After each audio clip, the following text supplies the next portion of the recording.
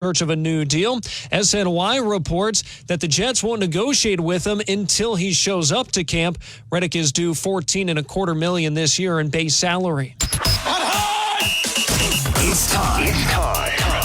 You know what time it is? Time. Game for Tuscaloosa's longest running sports show. The biggest goal of our team, especially in the first half, we at Bama, we're trying to be the best. Always is to win a national championship. Something cool to look back on. We don't want to waste a failure. You're inside the game. John Mechie on the ground. Appreciate your interest in the game. On your home for Alabama sports. Alabama wins. Tide 100.9 and streaming on the Tide 100.9 app. Powered by Tuscaloosa Toyota. And now, here's your award-winning host, Ryan Fowler. How are you doing, Tuscaloosa? Big good afternoon to you. Welcome into the game. We are always powered by Tuscaloosa Toyota, TuscaloosaToyota.com, 3325 Skyland Boulevard, and online at TuscaloosaToyota.com. We are 39 days away. So that would be one E.J. Jr. away. How many remembers that legend? When you look at the University of Alabama, inducted in the College Football Hall of Fame, when you think about E.J. Jr., wow. What a football player. 39 days. I also think about Levi Wallace, right? Levi Wallace comes to mind. A walk-on, found him at an intramural field, walked on, became a national champ, and also a guy that when you look back at making it to the National Football League and doing some great things there. So that's one of the things that I'm sure that we'll dive into. We'll take your phone calls at 205-342-9904. Many times I try to come in, I'll explain my comments, I'll try to explain my opinions. I've done this for the last 190 days because I told you I thought the vibe was different.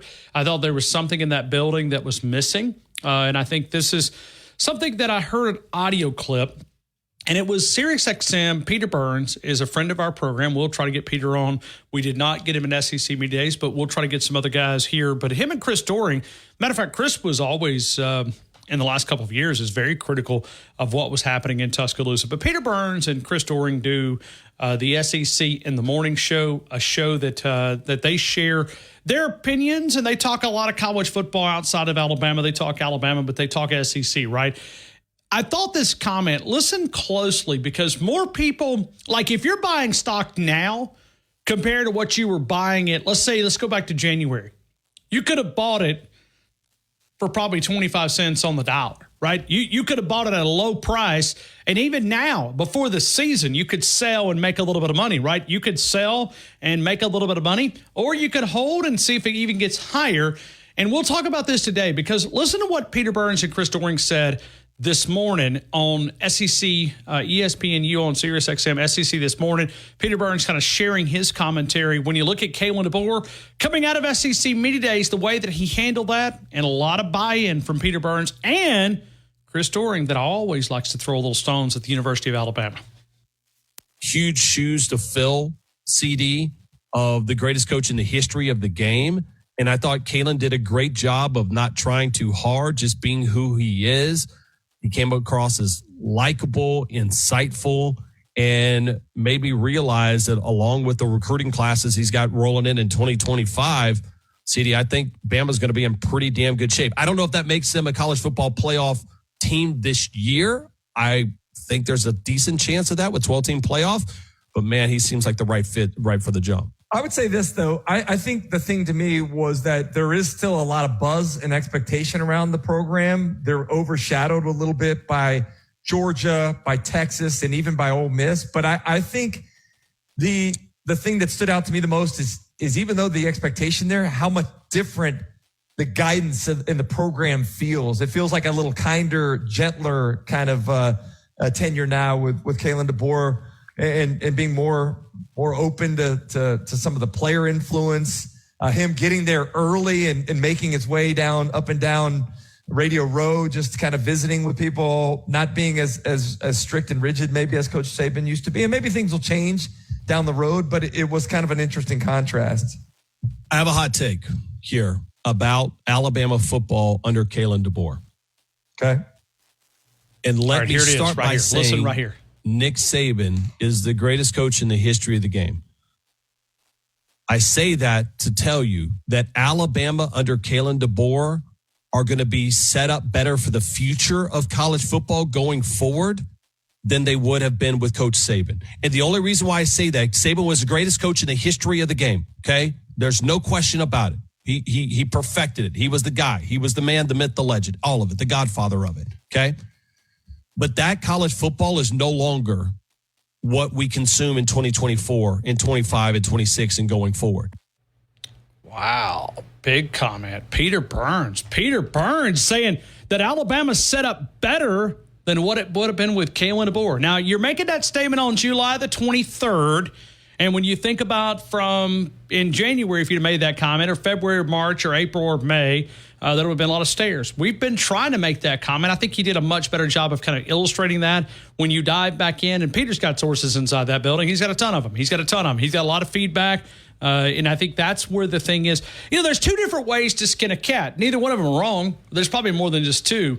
The way that Coach Saban did it, who could argue with that? 9 SEC titles, 6 national titles. But there is two different ways. There's two different ways that you can find a way to build this program. Kalen DeBoer, listening back, and I had a chance. I usually do this with the big interviews that we have. When we have a chance to sit down with big interviews, we had a chance to sit down with Courtney Morgan last Monday. And I literally went back last night. I was cutting up some of the audio, and there's so many different things that he said. And I thought the one thing that really jumped out to me, and I put this on our Twitter account, put a little image up there, and I'm still practicing, trying to figure out Canva. It's a unique platform, and Noah was so brilliant at it, but he gave me a crash course on how to take the audio, put a photo in it, and it looks like something just easy. He would be able to do it in a couple of minutes. It took me about an hour and a half, but I did manage, and it looks somewhat presentable. Wyatt, how would you judge my first graphic? Did you see it last night? Did you happen to see my graphic that I put up with Courtney Morgan? I thought Noah did it, so you're doing pretty daggum good. Okay. And from those of us who don't know, you look like you're doing pretty daggum good. Okay, so you would thought that Noah did. Okay, well, listen, I did. I put this graphic up and just shared it on the social network side of things. But I did videotape. Noah showed me on the Mac. He showed me how to do it, and I literally videotaped him, okay?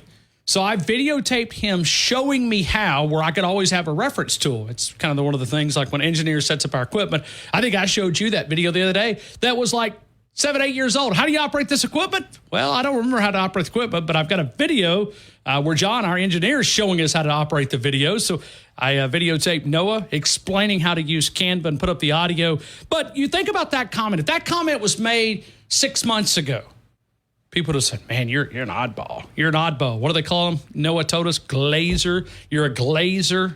No, Corey used the word chapstick. So Peter Burns, give him some of that chapstick that we've been passing out around here in Tuscaloosa. I need to get Peter on the show because I thought that was a hot take. And he said it. He said, hey, I'm going to set it up. Coach Saban's the greatest football coach to ever walk the sidelines, but it just feels different when you look at the college football side of things. I'm also going to dive in. Mike Detillier is going to join us coming up in just a couple of minutes. But I'm also going to take you to Max Chadwick. At 3:30, we're going to feature ProFootballFocus.com. We love the trenches guys. We love the guys who will fight you in the trenches because that's where the game is won and lost. It's skill guys, quarterback. Sure, yeah, all of that. I mean, you need all of that. But I think when you look at this offensive line, does this have a chance to be a special unit? Yeah, I think it does. I do think that this unit, as an offensive lineman, Max Chadwick, ProFootballFocus.com, he is the lead college football analyst for those guys. We're going to feature Max Chadwick coming up at 3:30. He says, quote, now, Wyatt, this is a big comment. I'm not sure if you saw this graphic go across. You might have covered it this morning on T-Town Sports Daily. He says, this might be the best interior offensive line that I have ever seen. Whew. Man, that is a big comment. That is a Pro Football Focus. He could be a glazer, too. He could be a glazer. He could be a guy that would be sitting it up, right? I mean, but he's going to share his comments coming up at 3:30. This might be the best interior offensive line that I have ever seen. Good heavens. We'll talk with Max Chadwick coming up from profootballfocus.com. Coming up at 3:30. We're also going to take your phone calls. We're going to get into a lot of different things. We're going to talk about it. We're going to discuss it. We're going to let you dive into the conversation. We'll do it coming up 3:30. Max Chadwick right here. We'll take your phone calls. We're now 39 days away. We're always powered by Tuscaloosa Toyota. TuscaloosaToyota.com, 3325 Skyline Boulevard, and online at TuscaloosaToyota.com. The great dealership, amazing dealership. If you're looking for a new Tundra and you say, why would I drive to Tuscaloosa? Well, for one, you're going to save cash because our tax rate on new automobiles and pre-owned automobiles is much lower than some of the surrounding counties. So you say, I want to go to Birmingham. I'm going to, okay, we're going to pay a little bit more. Even if you get the rate that you're looking for, you're going to pay a little bit more with taxes. So come to Tuscaloosa, buy a vehicle, and then you feel like you're supporting your University of Alabama football team because you're keeping that money right here in our city. We say thank you. Tuscaloosa Toyota, TuscaloosaToyota.com. We'll take phone calls. We'll dive into a lot of different things here today. We'll take those at 205-342-9904. And the conversation that I want to jump into is as we're looking right now, we are now one Julio Jones away from camp opening up. This time next week, well, I won't be here for about 30 or 40 minutes of the show because we got a little bit of a meeting to kind of run through some of the fall practice. But as far as I'll be here next Tuesday, but I'll be probably 30, 40 minutes late. But practice starts, players report next Tuesday. Practice starts on a Wednesday, and we'll dive into it because they'll be doing a lot of morning practices. But we're going to ask you, when you look at breakout players, guys that you're kind of keeping an eye on, who would you say would be the breakout candidates? Give me a name. Give me a name. Who are you looking at? You know, we keep saying that these running backs are going to be better. We keep saying, I know I heard Christian and Corey talking about the wide receivers, but is there a candidate there? Because every time Alabama has exceeded those expectations, you know, you go back to 2015, I'll never forget this. Derrick Henry put that team on his back and said, we're not going to lose this. We're going to win a national title. And why? Because I'm going to have to carry the football 395 times, and he broke a record. Sean Alexander held that record at 305, and Derrick Henry destroyed it when you look at number of carries. So he put that team on his back. Who are some of those candidates when you're looking at it? Yeah, it'd be easy for us to just take call after call after call, and we'll go Jalen Milroe. And you could say that, but I'd like to look beyond that because I do think that the quarterback, no doubt, if you tell me, and I've said this multiple times, when you look at Jalen Milroe, if he has an average season, then I'm going to tell you that Alabama's going to have an average season. Alabama needs him. That's a given. If the Alabama's going to have a great season. But if you look at those breakout candidates, we're going to talk about it. We're going to discuss that. We'll talk with Max Chadwick. We'll talk about the trenches. Mike Detillier coming up in a couple of minutes right here on The Game. T-Town, Tide, 100.9, 1230 WTBC, your home of Alabama Crimson Tide Sports.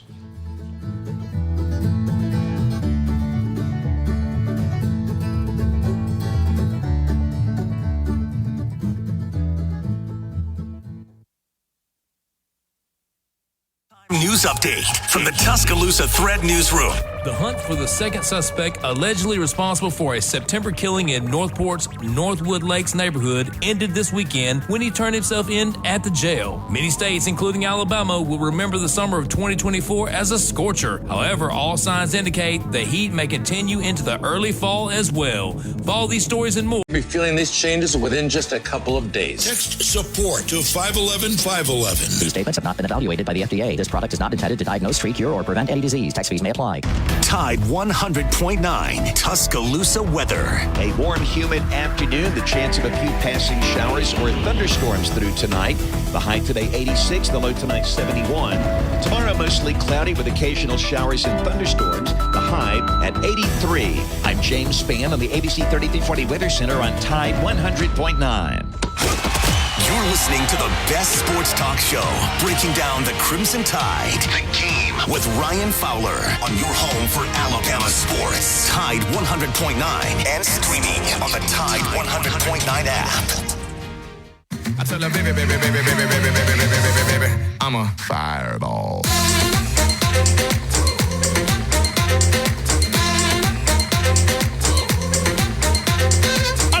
Detillier, WWL, the Big 870, WWL, the Big 870. Mike Detillier, I hope you're having a great day, my friend. Welcome into The Game in Tuscaloosa. Thank you, Ryan. I appreciate it. Mike, how are you guys spending your last couple of days this summer? We're leading into camp opening up. I know the NFL, a lot of players reporting this week, today, and the coming days. So college football right around the corner, my friend. Yeah, college football, pro football is already here. The Saints are reporting, and they'll have their first practice tomorrow out in California. And so that's the big news here. Is that new to go to California to practice for them? Yeah, they're doing some renovations to their facilities out in Metairie, and it would not have been finished in time for training camp, and so they decided to move it to California. So instead of being in this, well, it's been raining every day, so it hadn't been in the mid-90s, but Deuce told me this morning the high yesterday there was 80. Okay. So it's a little bit of tread, I guess, on the tires from that. But now correct me if I'm wrong, but anytime a player goes out there and he works in California, he's also got to pay taxes in the state of California. It's like a game. If they play on the road in L.A., so I'm sure those players are not very happy with that tax rate out there. Not saying they're going to be struggling. They're not going to be eating rice and beans, but that tax rate is probably a little bit higher than it is in Louisiana. Yeah, just a little bit, but they're not starving. They're not starving. Yeah, they're not starving, and man, that heat, especially after it rains, and then you may go a couple of days without rain, and it's literally a sauna out there. So I think there's a little bit of a trade-off, but for most guys, man, they know about money. They understand that cash part of things really, really well. Now sometimes they don't save it well, but they do know about how they get taxed. Mike, Alabama's transitioning to a morning team, a practice team. You got any thoughts on practice in the morning, afternoon? Do you think it's beneficial? You think there's a pro-con from your perspective? That's more in line what you see in the NFL today. Most teams practice in the morning. Most teams will practice in the morning. So that sort of has changed throughout the years. It used to be they put a lot of emphasis on afternoon practices, but they've swung things NFL-wise in the morning. Now, in college, there's a little bit of give and take with it. I've seen Brian Kelly sort of switch things up. Coach O was always an afternoon guy. So was Les Miles, always afternoon. Brian has done some in the morning and also some in the afternoon. He has sort of kind of broke it up a little bit. So, but it is the trend upon practicing, especially in the NFL, to do it in the morning. Mike, we were talking a lot of LSU Bengal Tigers out there last week. Anything from an SEC Media Day perspective that Coach Kelly said, or any of the players that grabbed you from an LSU perspective? Not really. We know the strengths and weaknesses of this LSU team. They're going to be talented on offense. They won't have the top offense in college football. When you lose Jaden Daniels and 2 first-round pick receivers, there's no way that's going to be as good. But they're still going to be talented on offense. I think the big question mark is how much better are they going to be on defense? With a defensive line, if I threw it out there, no, tell me Harold Perkins. Tell me a starter on LSU's defensive line. Tell me a cornerback that's starting at LSU. Years ago, you could have done that pretty easily. Today, it's not the same. And so you got 2 major holes there. How much better can Blake Baker get this defense with some voids of talent at defensive tackle especially and at cornerback? And Alabama's going through sort of the same thing itself in the secondary. And that is more, I think, Ryan, we're entering that era that they're not going to have enough corners with all these guys really wanting to play receiver today. That's the question. That was where I was going. You answered it right there. Yeah, and I've seen it for the last few years. I wrote about it a couple years back that I could see that eventually this would take its toll. You know, you see a lot of 8th, 9th, 10th graders. They don't want to play in the secondary. I want to be a receiver. It's sort of the same thing I saw a few years back, even before, that you would have guys at a camp, and they 6'3.5", 6'4", and 200, 210. And I would ask them, they got you playing defensive end or outside linebacker in high school? Oh, no, sir, I don't play defense. I'm a receiver. That wasn't the case years ago. So I think that's what you see the shortage of today. Not enough defensive linemen, especially as an edge guy. And cornerbacks, and they got them, but it's not in the same numbers that we've seen in years past, because we're in that transition of the top athletes. They want to play wide out. They want to play wide receiver. They're not playing corner in high school. So you can say, okay, they're going through a transition. LSU's got a guy, Juwan Johnson, who played a quarterback in high school. They're moving him to the secondary. Now, he played some free safety, but he didn't play corner.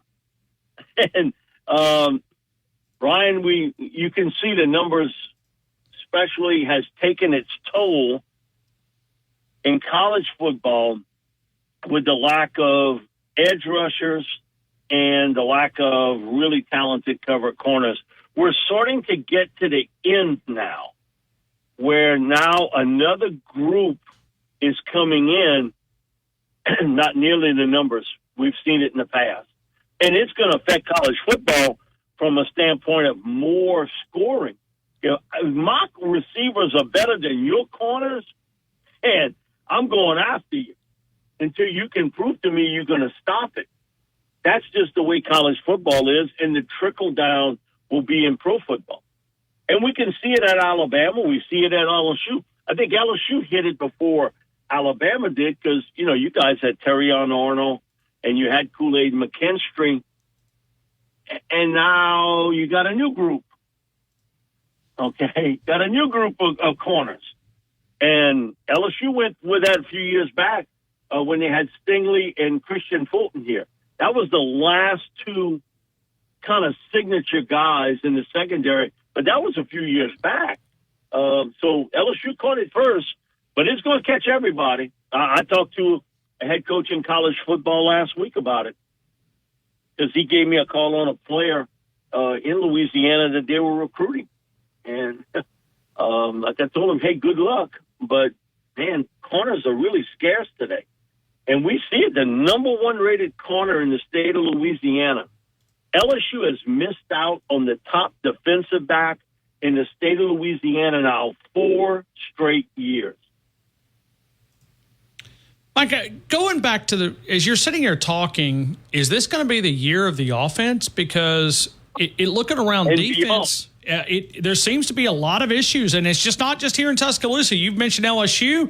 I was talking about, it's everywhere. I mean, so is this going to be take the over, and that's the way of the coin?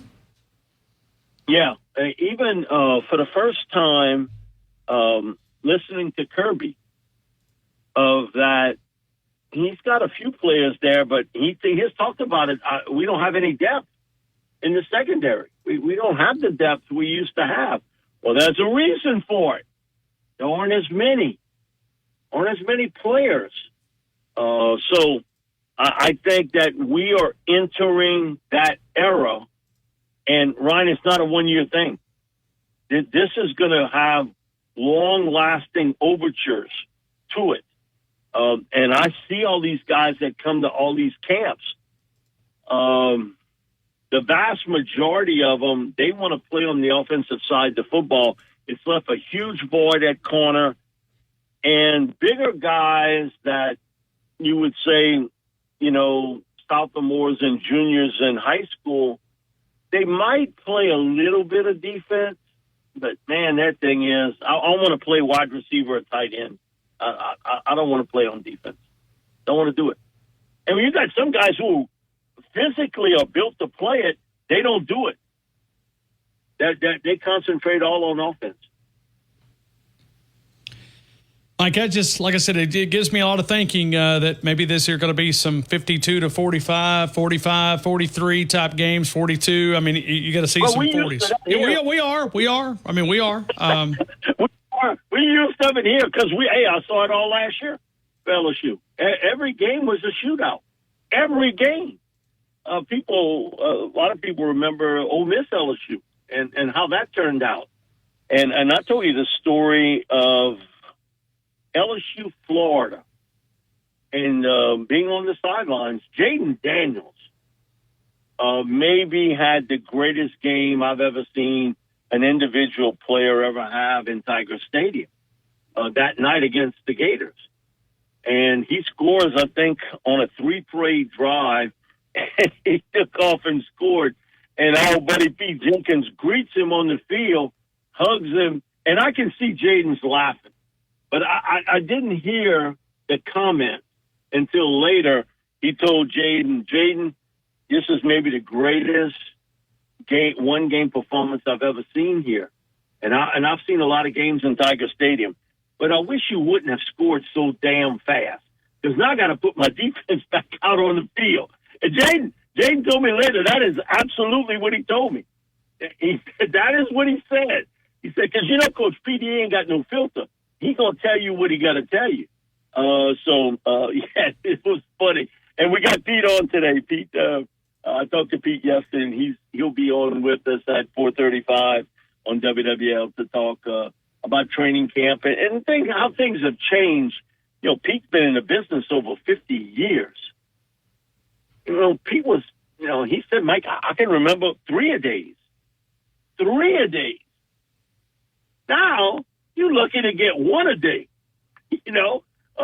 So, man, the world's changed, Ryan, and we got to change with it, and we have. That's why we're doing what we're doing. All right, so Mike, I'm gonna say this. Peter Burns made a clip on SiriusXM because you're talking about the change, and you talk about the change in college football. He said that Alabama is set up better with Kalen DeBoer if it is now than what it would have been if Coach Saban would have stayed in Tuscaloosa. Is that a fair statement? I mean, it's one of those shock statements. It's like, whoa. But then you kind of think about the direction of college football. Yeah, I understand where he's going with this because of Milroe and the type of offense that you're going to have to run. Again, I go back to a comment Pete told me, I think the day after Nick retired. And it was the comment of, no coach I've ever been around in my 50 years. And he said, I've coached in the pro ranks, I've coached in college. Nobody was better in the fourth quarter than Nick because of what he could do defensively to you. He took away that key element you had, and he won games in the fourth quarter. And he was like, whoever's the head coach at Alabama, that'll be the biggest challenge. Because he said, now you've gotten used to winning these really close games in the fourth quarter. And, is that coach going to, most likely is going to be on the offensive side of the football. And he was right about that. He didn't know it was going to be Kalen, but I get where Peter's going with this, that the game has sort of shifted. And not just a little bit, Ryan, it shifted dramatically to the offensive side of football in college football. And that will have repercussions to the NFL. Because, you defeat a system to the NFL. It's going to have long-range repercussions. We're starting to see the last of the Mohicans. And maybe Alabama was the last of the Mohicans on that defensive side when you think about, years ago growing up, how good those defenses were at USC. What? They lousy. They every bit as bad or worse than LSU. LSU's defenses were so good. Texas ain't beating people because they're playing great defense. They playing unbelievable offense. Oklahoma, what have they been doing the last few years? Name me a guy on the Oklahoma defense today. I'll have to get back with you, Mike. Yeah, so it goes to show you the Penn State's, the Michigan. Harbaugh and Saban were the last guys to kind of do that.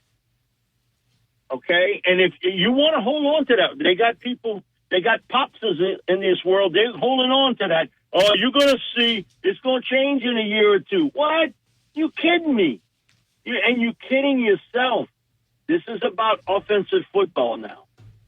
And really, Jim emphasized what Nick did a lot. Run the football, stop the run. Play great defense.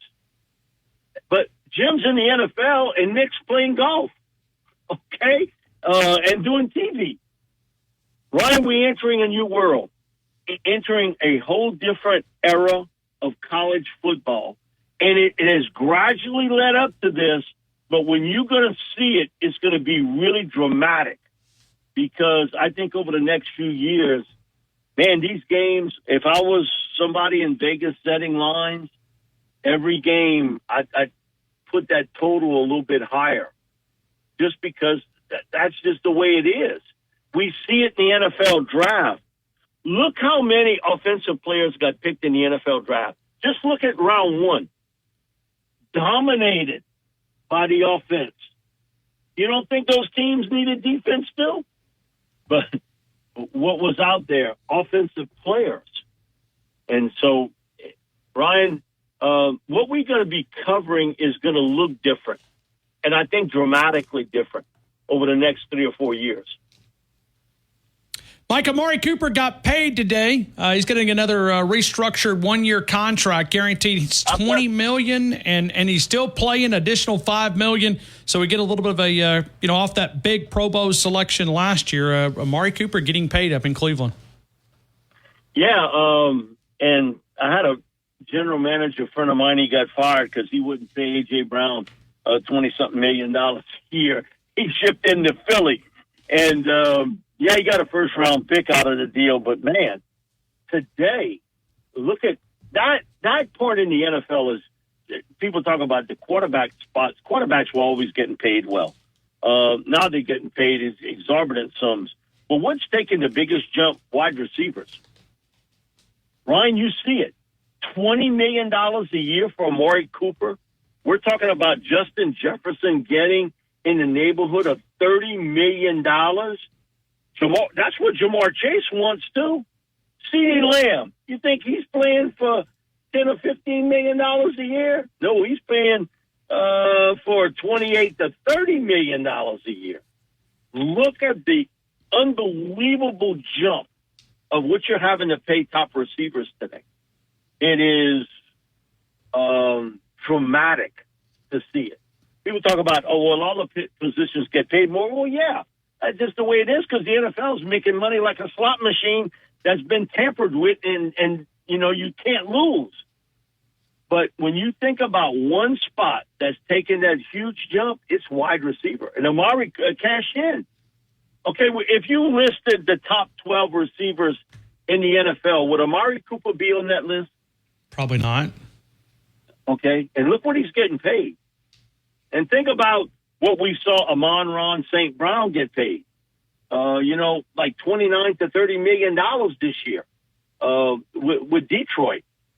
And what Jefferson's going to get paid. And what eventually Mo Powell, Jamar Chase is going to get paid. I just spoke to his dad yesterday. And so we seen that dramatically jump too. Devontae Smith got paid this offseason, over $20-something million a year. And he's not their top receiver. A.J. Brown is. A.J.'s got paid a couple times, really good. So I think not only does the NFL see what you and I were talking about, they having to pay it. And in years past, receivers was not an area where you were spending a ton of money on players. Now it's right below the quarterback. and when you're talking about the top players and what they're getting paid. Mike Detillier, WWL, the big 870, Bobby Hebert and company there on the historic station, WWL, AM and FM. Mike, I appreciate you, man. I hope you have an awesome show this afternoon. Thank you, my friend.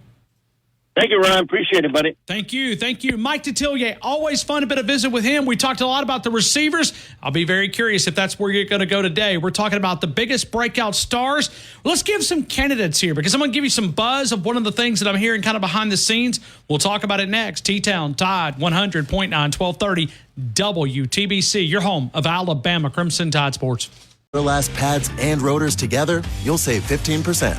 It's just part of what makes us America's #1 brakes destination. Northport Power Equipment, largest inventory Husqvarna dealer in the Southeast. You'll find the Husqvarna models for residential and the professional landscapers, Skag commercial mowers, residential mowers, backpack blowers, handheld blowers, battery-operated tools. The service department at Northport Power. You could be feeling these changes within just a couple of days. Text support to 511-511. These statements have not been evaluated by the FDA. This product is not intended to diagnose, treat, cure, or prevent any disease. Tax fees may apply. For more from Tide 100.9, Let's it fly! And there's it! Whoa! Follow us on Twitter, Facebook, and SoundCloud. Peace up, A-Town down. Yeah, yeah! Okay! Hush, hush, hush, hush. Let's go!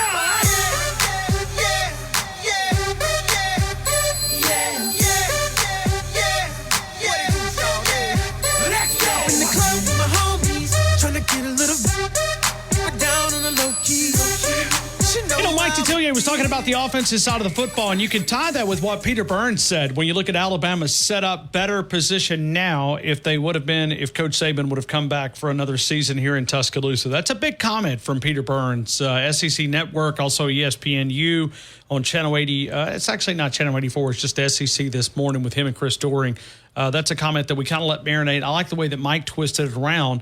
When you look, and he just kind of added to it, right? The defensive side of the football, yeah, it's important. You better be able to stop some teams. We saw that last year in Baton Rouge with an explosive #1 offense when you look at the metrics, but defense was garbage. So you better be able to play some defensive side of the football. And when you think about it, last year, a defense that was respectable. Can they get that offense? And who is going to be that breakout superstar on that offensive side of the football? I was looking earlier at Phil Still's rankings, and you start going through the receivers. I know that it's not a secret, but I keep hearing some Ryan Williams is doing some great things in 7-on-7. If you got a little shake, you got a little wiggle, I don't care if you don't have pads on. Yeah, I mean, it matters, right? Pads do matter. But 7-on-7, you can tell a little bit. Continue to also hear some good things about Caleb Odom, another player that we saw come in as a tight end, immediately move to a wide receiver, and a guy that even has grabbed our attention from that perspective because he's a big physical guy. I know Jamarcus Shepard was on the Morning Guys a couple of, 4 weeks ago, and he mentioned the word Cole Adams, a speed guy, a guy that can bring the heat out of Oklahoma. Really didn't get a chance to really see a lot of him last year. Very, very limited. I'm not even sure if he even played, but when you look at Cole Adams, is going to be another guy that we're going to keep an eye on. Just a number, and I think a lot of lofty expectations. It seems like Kendrick Law, with that big physicality, looks like he could play inside linebacker. He's going to be at the wide receiver, going to be able to make a lot of damage. And the one thing that he's not sacrificing with being big and also giving up speed. He's got that too. So that'll be one of the guys that we'll kind of keep an eye on. But I like that running back room. It just feels different when you look at Jam Miller and also Justice Haynes. And I think it's a coin flip when you look at who's going to lead that team in rushing yards. Is it going to be Justice Haynes? Is it going to be Jam Miller? You continue to hear a lot of buzz, but would you buy what Peter Burns is selling? Do you like what he said? And would you agree with it? It's a big statement. We'll ask you if you'll buy it, and we'll take those phone calls. Stephen in Raleigh, North Carolina leads us out of the gate, and then Josh in Georgia. Next, T-Town Tide, 100.9, 1230, WTBC, your home of Alabama Crimson Tide Sports. With all of your CPAP needs, including the new Luna Travel CPAP. Call 339-8013 or stop by Mid-South in the Northbrook Plaza on McFarland Boulevard. El Grant is the great Mexican place in Winn-Dixie Shopping Center. Go over and see my friends Carlos, 205-391-4555, 62 McFarland Boulevard, Monday through Thursday from 11 until 9:30, Friday and Saturday 11 until 10:30, Sunday also open 11 until 9. You'll find the great daily lunch specials. You'll find great entrees. Or text DEAL to 511-511. Your order is backed with a 90-day guarantee. All dogs are unique. Your dog results can and will vary. Message and data rates may apply. Tuscaloosa Custom Curbing. Call Paul at 205-331-6823. Custom curbing for your home or business. Do away with those plastic individual stone borders.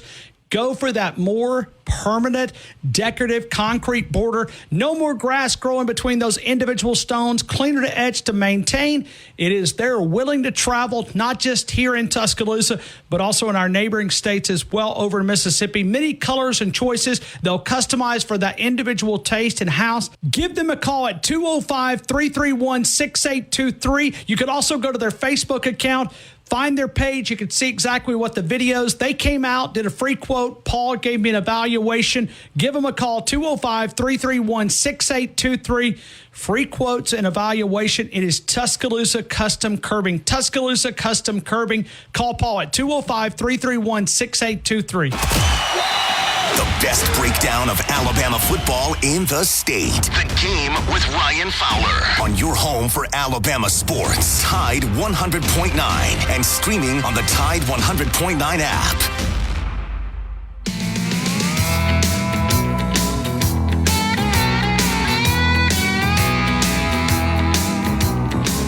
Out in the country past the city limit sign where there's a honky-tonk near the county line.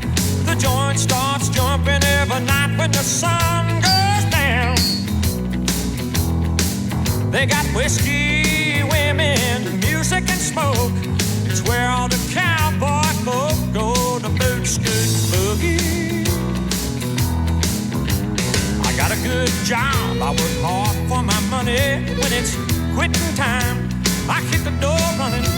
I fire up my pickup truck and let the horses run. I go flying down that highway to that hideaway.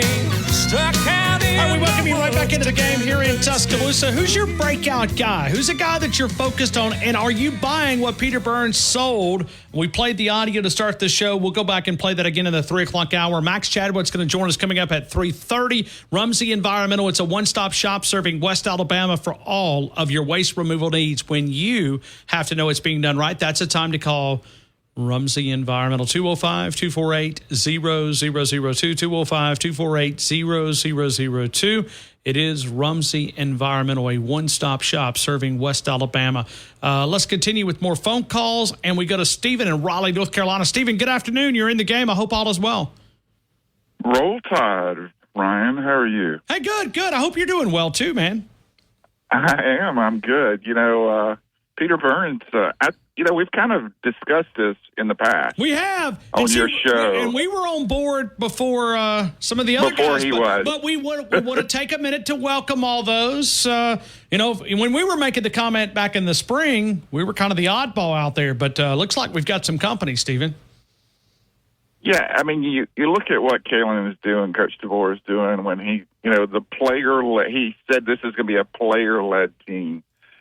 And, these kids are getting money. They're looking for money. They're looking for opportunity.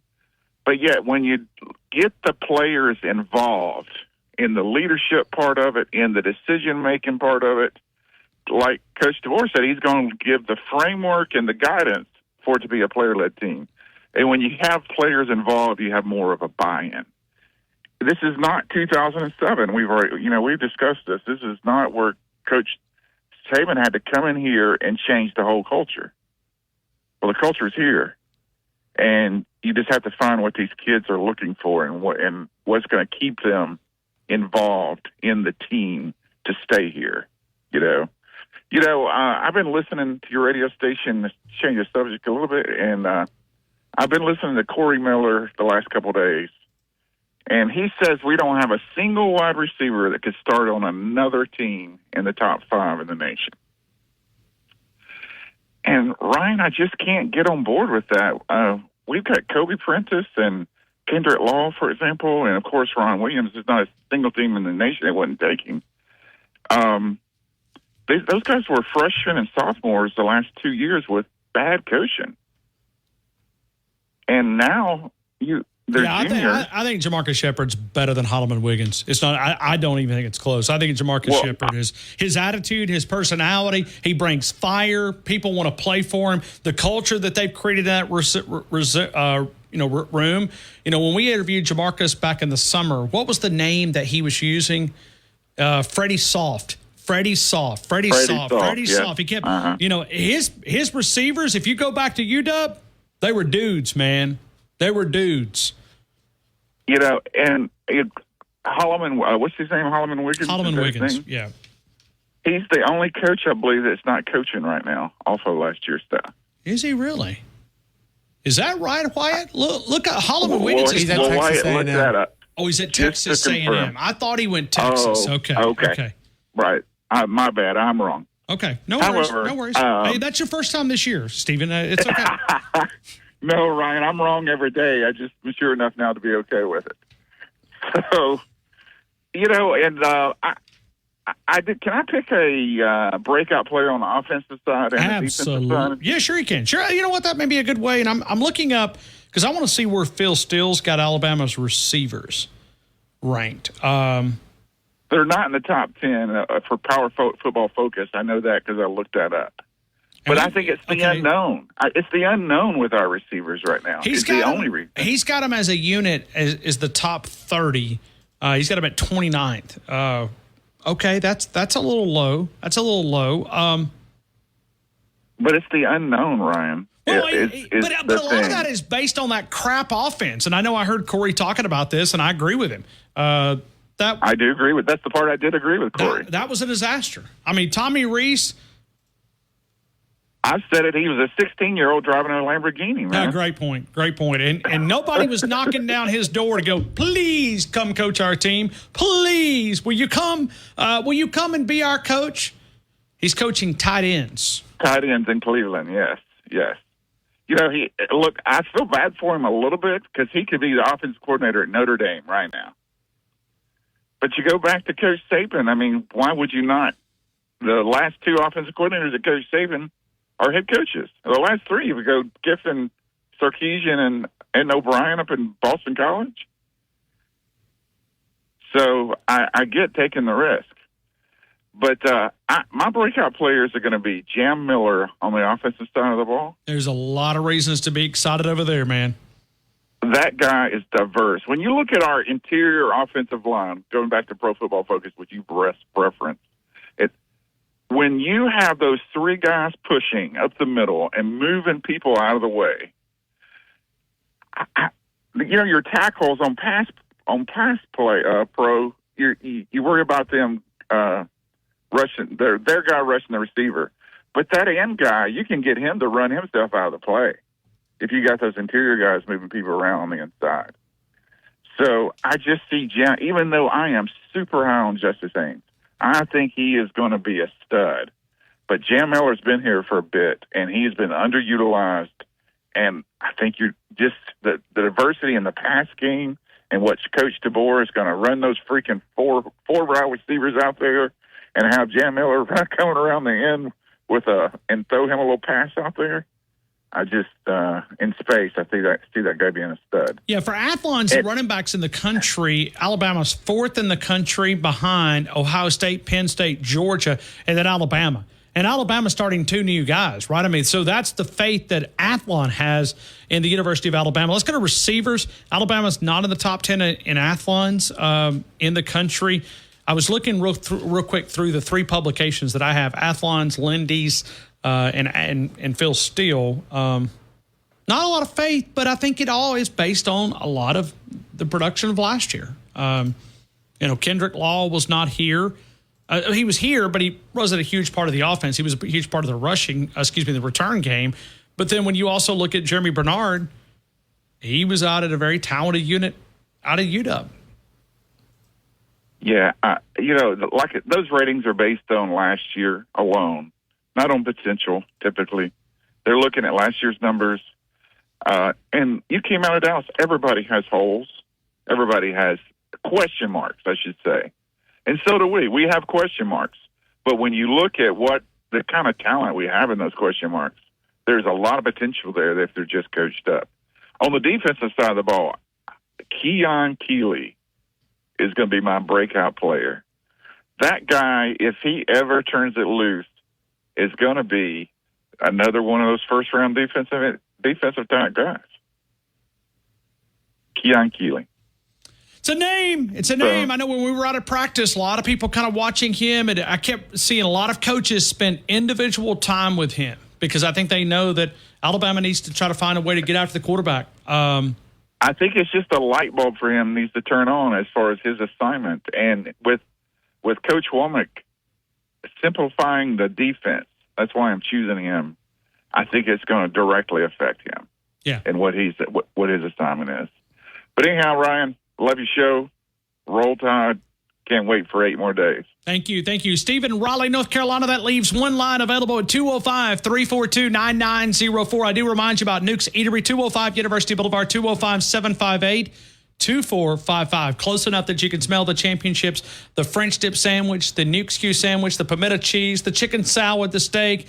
You can find all of those great options, the salads, the California-style pizzas, and you can also parlay those with some of those 12-layer cakes that's available at Nuke's Eatery. 205 University Boulevard, 205-758-2455. Close enough that you can smell the championships. We'll take Josh in Georgia coming up. Max Chadwick, he said Alabama's interior offensive line projected to be, this might be the best interior offensive line that I have ever seen. That is his comments. Max Chadwick joins us at 3:30 right here in Tuscaloosa. Tide 100.9, 1230 WTBC, your home of Alabama Crimson Tide Sports.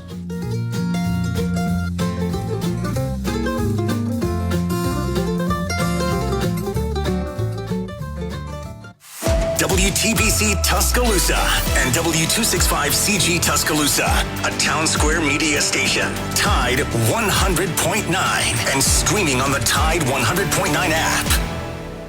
From the Fox Sports Studios in Los Angeles, here's Dan Beyer. Some new deals getting done in the NFL. The Rams and Matthew Stafford have agreed on a new restructured deal, which will have him reporting to camp. That's according to head coach Sean McVay. While the Browns and Amari Cooper have agreed on a new restructured deal for 2024. The wide receiver will get $20 million guaranteed for the upcoming season, plus another $5 million in incentives added on to the new contract. Brandon Ayuk of the 49ers wants a new deal. He reported to the team's training camp despite requesting a trade. GM John Lynch said Ayuk is a big part of their team and they expect him to have a big year and that they'll continue to work on a new deal. 49ers first-round pick Ricky Pearsall is on the PUP list. He's not going to be there for the start of camp because of a hamstring injury. The Jaguars and corner Tyson Campbell agreed to terms on a locally owned and operated since 1971 with 2 locations to serve you. 15th Street, Tuscaloosa and McFarland Boulevard in Northport. Online at paintspot.org. DanielMooreArt.com. Daniel Moore Art celebrates those special moments of Alabama football history like 4th and 31, Jalen Milroe connected with Isaiah Bond, or the legacy continues with all the great memories of Alabama Crimson Tide football. You can celebrate Coach Saban with a Nick Saban print, the limited edition canvas. You could also find many of the great mini prints. Celebrate that special Alabama fan in your... Come see us at BMW of Tuscaloosa, 3537 Skyland Boulevard East, or at bmwoftuscaloosa.com. That's bmwoftuscaloosa.com. The Pharmacy at Midtown with TJ Thomas, 205-752-0627. PharmacyMidtown.com. Don't forget about the retail side of the Pharmacy at Midtown. It's an independent-owned pharmacy specializing in walk-in prescriptions, medicine on time packaging, which increases that independence. Compounding needs. The only sterile compounding facility in Tuscaloosa is the Pharmacy at Midtown with TJ Thomas. Tide 100.9 Tuscaloosa weather. A warm, humid afternoon. The chance of a few passing showers or thunderstorms through tonight. The high today 86, the low tonight 71. Tomorrow mostly cloudy with occasional showers and thunderstorms. The high at 83. I'm James Spann on the ABC 3340 Weather Center on Tide 100.9. Any way you want it, it's the way you need it. Any way you want it,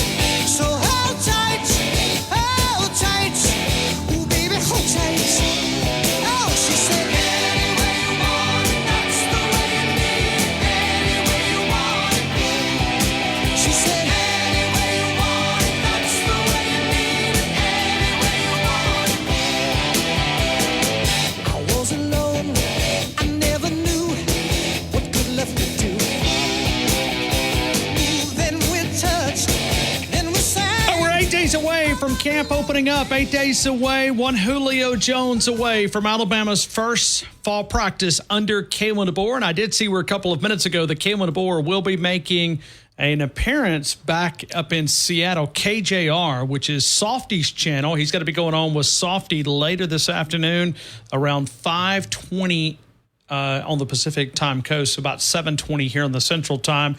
Might be something that we can listen to, exactly. But, you know, I was talking to Wyatt during the break. A credit to Kalen DeBoer for going back and listening to, because I'm sure they're probably going to have some questions and, hey, probably going to be, why did you leave us? Why did you? Because, see, that, if you go and read the comments, Wyatt, go and read the comments, like the responses. UW fans are not very happy. That's okay. Because it's a legend who they thought was building UW into the next. I mean, they were already calling him the next Don James. I mean, they were already labeling him. But, I mean, you go and you read the comments, a little bitterness there. But, I mean, no offense. But Seattle over Tuscaloosa. Weather's cooler in July and June and August. That's about all you can give me. The scenery's nice around Mount Rainier. It's beautiful up there. But no thanks. Watch, you're so close to that mic. You got something on your mind. Top 3 comments here. Okay. All right. Somebody put the snake emoji and said nobody wants to hear from him. Ooh. He said somebody else said who cares what he has to say? Put on someone that matters.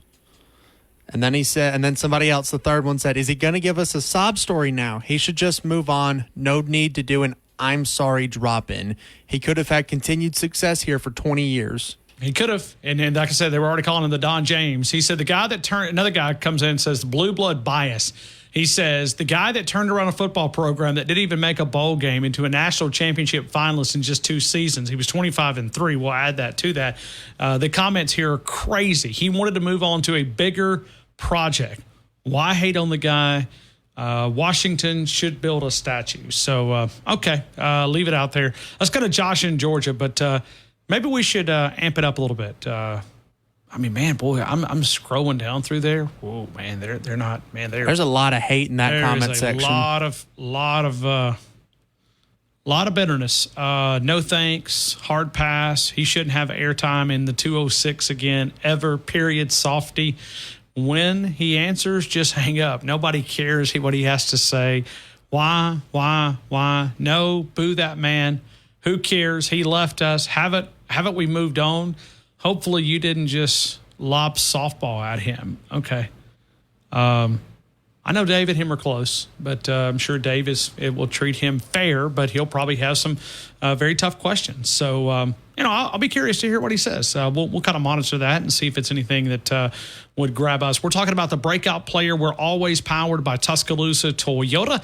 TuscaloosaToyota.com, 3325 Skyland Boulevard, and online at TuscaloosaToyota.com. Let's go to Josh in Georgia. Josh, good afternoon. You're in the game. I hope all is well. Everything's good, Ryan, and enjoyed my weekend in Tuscaloosa. Got to listen to the show yesterday, and good show. And this is a question that me personally, I have been burning and hoping you would get to before football season on Breakout Stars, because I cannot tell you, one of our conversations we had sitting there at the Jacks Friday afternoon, me, Mitchell, Dale, Jumbo, which it was great to meet Dale and Jumbo. Shout out to those guys. Always good to see Mitchell, and wish you could have got in with us on the fellowship and eating Saturday night, but I understand the yard work has to be done because you was gone all last week. I was. All right. Well, and usually you got to also, you kind of have to juggle the weather, right? Because it's raining down here a ton, which we're very thankful for. We're not complaining. We love the rain. We love the rain. I mean, it's rained yesterday. It's going to rain later on the day. You're almost having to kind of project, okay, because if you miss a week, you're going to be baling hay down here. You're going to be in trouble. Yeah. It's been dry up here too, and thankfully we've got a little bit of rain. We're the other way. I understand. I understand what you mean, though. Yeah, we paid our preacher better than you guys did. Right. But this right here is a question I have been dying for you to get to. Okay. Because I told the guys that Friday in the Jacks, I sat down and I ran through what our receivers I could name off, and I missed 2, maybe 3. And I told them what my thoughts was, because you got to remember Jalen Hale in the spring game, because Saturday I went back Saturday afternoon while me and Mitchell were sitting at the house, and I watched the replay of the spring game. He still had it on his DVR. So I'm like, you know what? I want to look at this just a little bit from the TV aspect. Even though I was there, it's like, you know, you might can catch a few things that you never did catch, even though, you know, you're watching it there in person. And you've seen Cole Adams do a little bit. Of course, you had them 2 big Jeremy Bernard catches. But personally, my pick for breakout as far as receiver would be Kendrick Law. Because whenever I seen the other day that they said they clocked him at, 23.6 miles an hour, I was like, good night. I mean, that's just speed. And what do they say speed does? It's big, too. It's big, too. Let me look and see. What does speed do? It kills. Yeah. It kills. Because you go back, you look at Jamison Williams and John Mechie. They was blowing the top off at Georgia defense in that SEC championship in 2021. And Kendrick Law, I'm pretty sure we ran a jet sweep with Kendrick Law last year, and I cannot remember for the life of me what game. It seems like it was that Ole Miss game. I may be wrong. And I know Jalen Hale caught the deep ball from Jalen Milroe in the Ole Miss game when Jalen Milroe got his clock clean, but he pops right up, and right when he realizes it's a touchdown, he just gives that fist pump, and he's like, let's go. But, of course, Jalen Hale was in a leg cast at the spring game, so I hope he's healthy. But Kendrick Law is my breakout pick. You go back, and I was just looking here his bio. When you look at him coming in as a high school player, he was a top 100 player by everybody, right? I mean, he was 85th overall by the 247 composite. When you look at 92nd overall by On3, 96 in the Rivals. He was 100 in the Rivals 250. I'm not sure exactly what the difference there is, but number 6 overall athlete, 11th player rated from that state. Well, a 5th from one, 11th. In other words, he's a guy that obviously had a lot of profile, which you don't make it to Alabama if you're not. He had a big part of the return game, but the thing that jumps out at me about Kendrick Law is when you see him, he is a physical specimen. He is a guy that's going to be like, if you're going to come and try to knock him off, coming across the middle, you better bring your. You better bring it. You better bring it. And speaking of Kendrick Law, Mitchell had sent me a picture about 2 weeks ago. He had actually got to pick him up on an Uber, so that was super cool. And he sent me the picture that he got to take with him, and that dude is big. So, but Caleb Odom is another guy.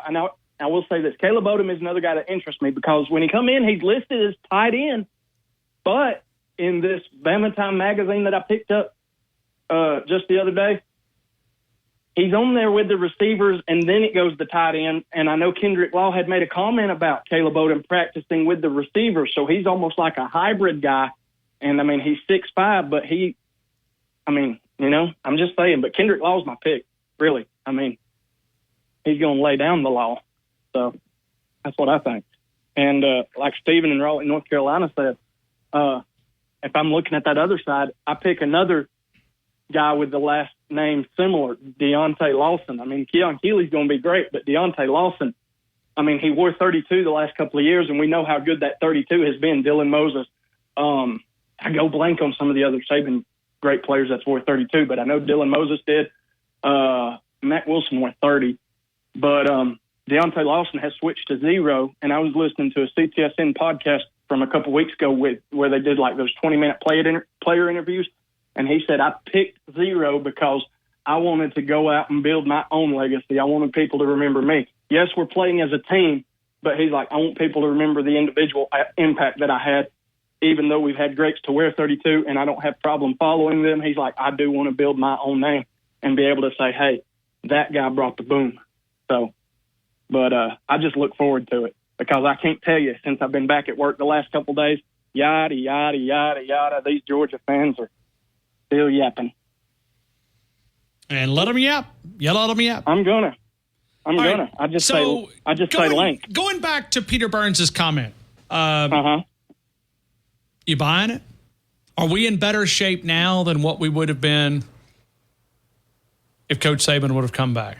Because that's a heavy statement. I won't lie. It is a heavy statement, but it's one that you almost have to marinate with for a little bit because the assistant coaches is where Coach Saban. It wasn't recruiting. Recruiting wasn't dropping off. Right. No. It was trying to get those assistant coach. And as much as we throw stones at Tommy Rees, look at Tommy Rees just for a minute. Just kind of use that as a sample size. I wasn't impressed with him. Well, but think about this, though. Okay, he left his alma mater He came to Tuscaloosa, and Coach Saban bailed in 1 year.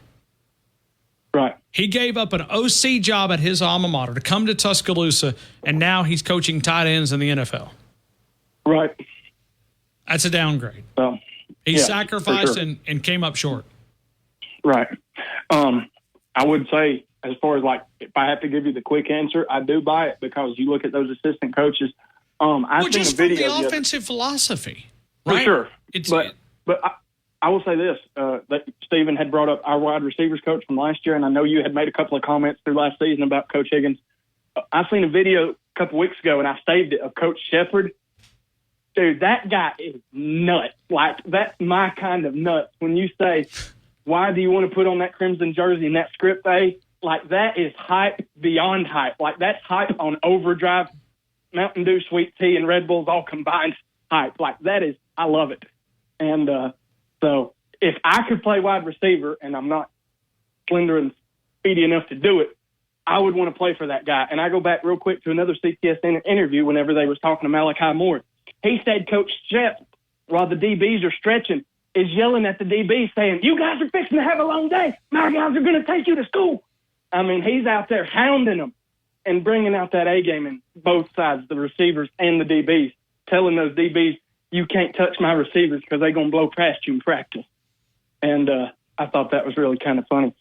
So, but highly energy, man. When you go out to practice, you're going, whoa, man. And he's the keep in mind now, he's the wide receivers coach, and certainly that'll be the position that we'll hold him accountable for. But he's also the co-offensive coordinator too. Right. Yeah. Right. And I like to bring energy and passion to the show. I do my best to try to bring it every time I call in. But if I could just muster and bottle half of what Coach Shep has, dude, that would be a whole nother level. And trust me, during football season, it'll be there. But I'm just saying, I want to bottle that. And if he sold hype and energy on steroids, I'd be in line for that. You know what I mean? Okay. So you're be in line for that. I'm there. I mean, it's on. Let all the naysayers know, continue to know. Let the yappers yap. Let the bull puppies yap. Let the tigers roar. Hey, I take the quote from Coach Deion Sanders. I'm not a Buffalo guy, but I do take the quote from Coach Sanders when he says, we coming. And trust me, Ryan, there's a storm coming. There's a tide rising in Tuscaloosa. Roll Tide. Roll Tide. Josh, in Georgia, we'll dive into Max Chadwick coming up in just a couple of minutes. You do not want to miss this. I'm excited to talk with Max. He's got the big comment. This might be. He's talking about Alabama. Parker Brailsford in the center spot. We look at Parker.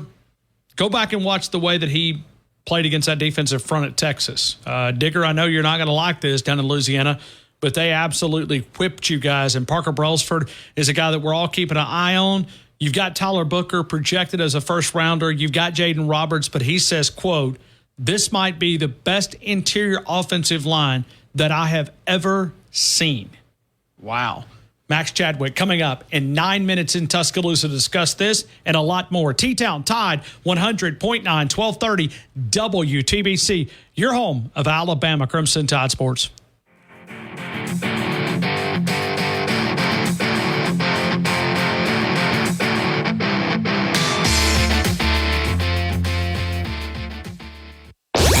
This hour's West Alabama real-time news update from the Tuscaloosa Thread Newsroom.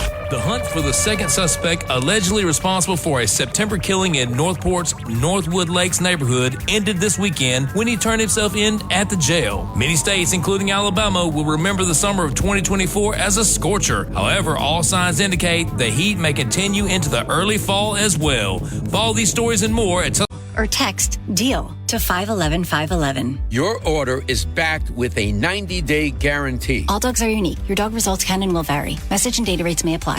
Tide 100.9 Tuscaloosa weather. A warm, humid afternoon. The chance of a few passing showers or thunderstorms through tonight. The high today 86, the low tonight 71. Tomorrow mostly cloudy with occasional showers and thunderstorms. The high at 83. I'm James Spann on the ABC 3340 Weather Center on Tide 100.9. Follow Tide 100.9 on Facebook today to watch our live shows, read the great articles, and interact with Bama fans today.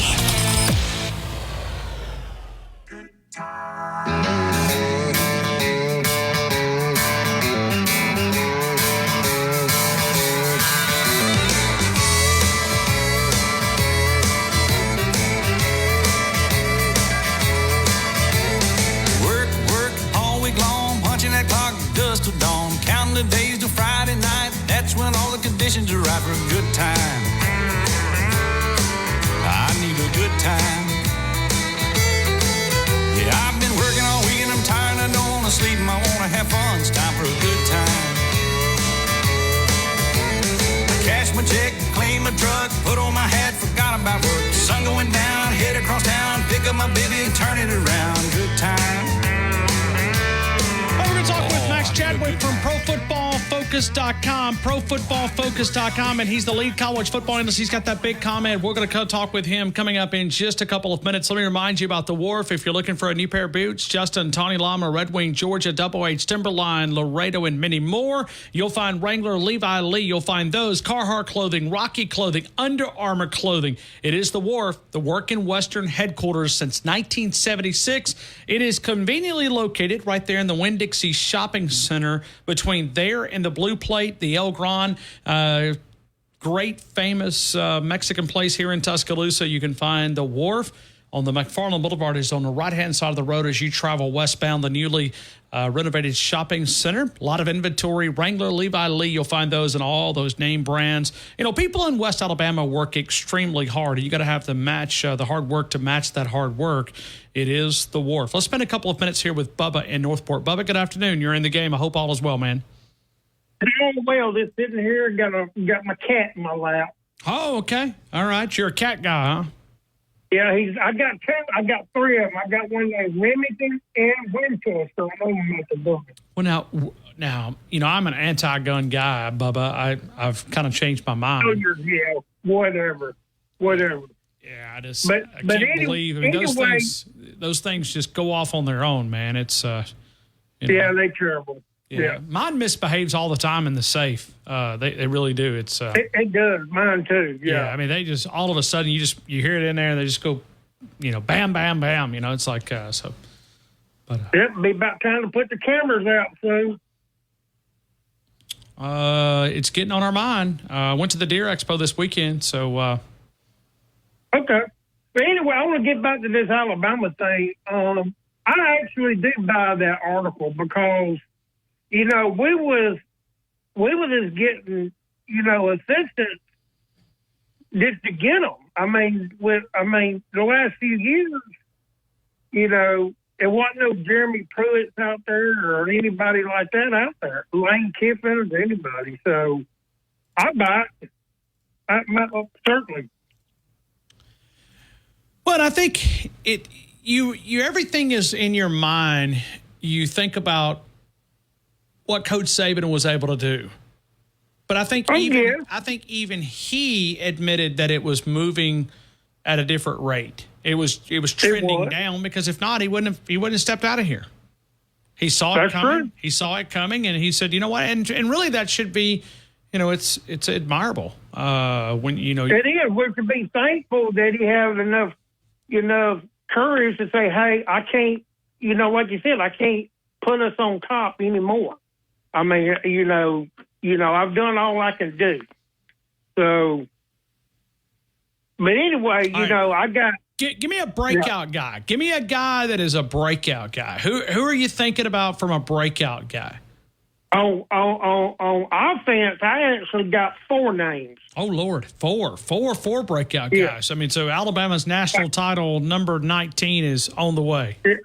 I got Odom, Ryan Williams, Law, and the guy that transferred from Washington. Jeremy Bernard. Yes. And I also think our 2 running backs, Justin Haynes and Miller, they're going to be a handful to deal with. And I think Lawson on the defensive side is going to have a good year. And I think the corner, the defensive back that came from Michigan is going to do well. And the one that we got from, I think it was from, what was that school in Wake Forest, Alabama? Well, no, I'm talking about the Keelan Keeley.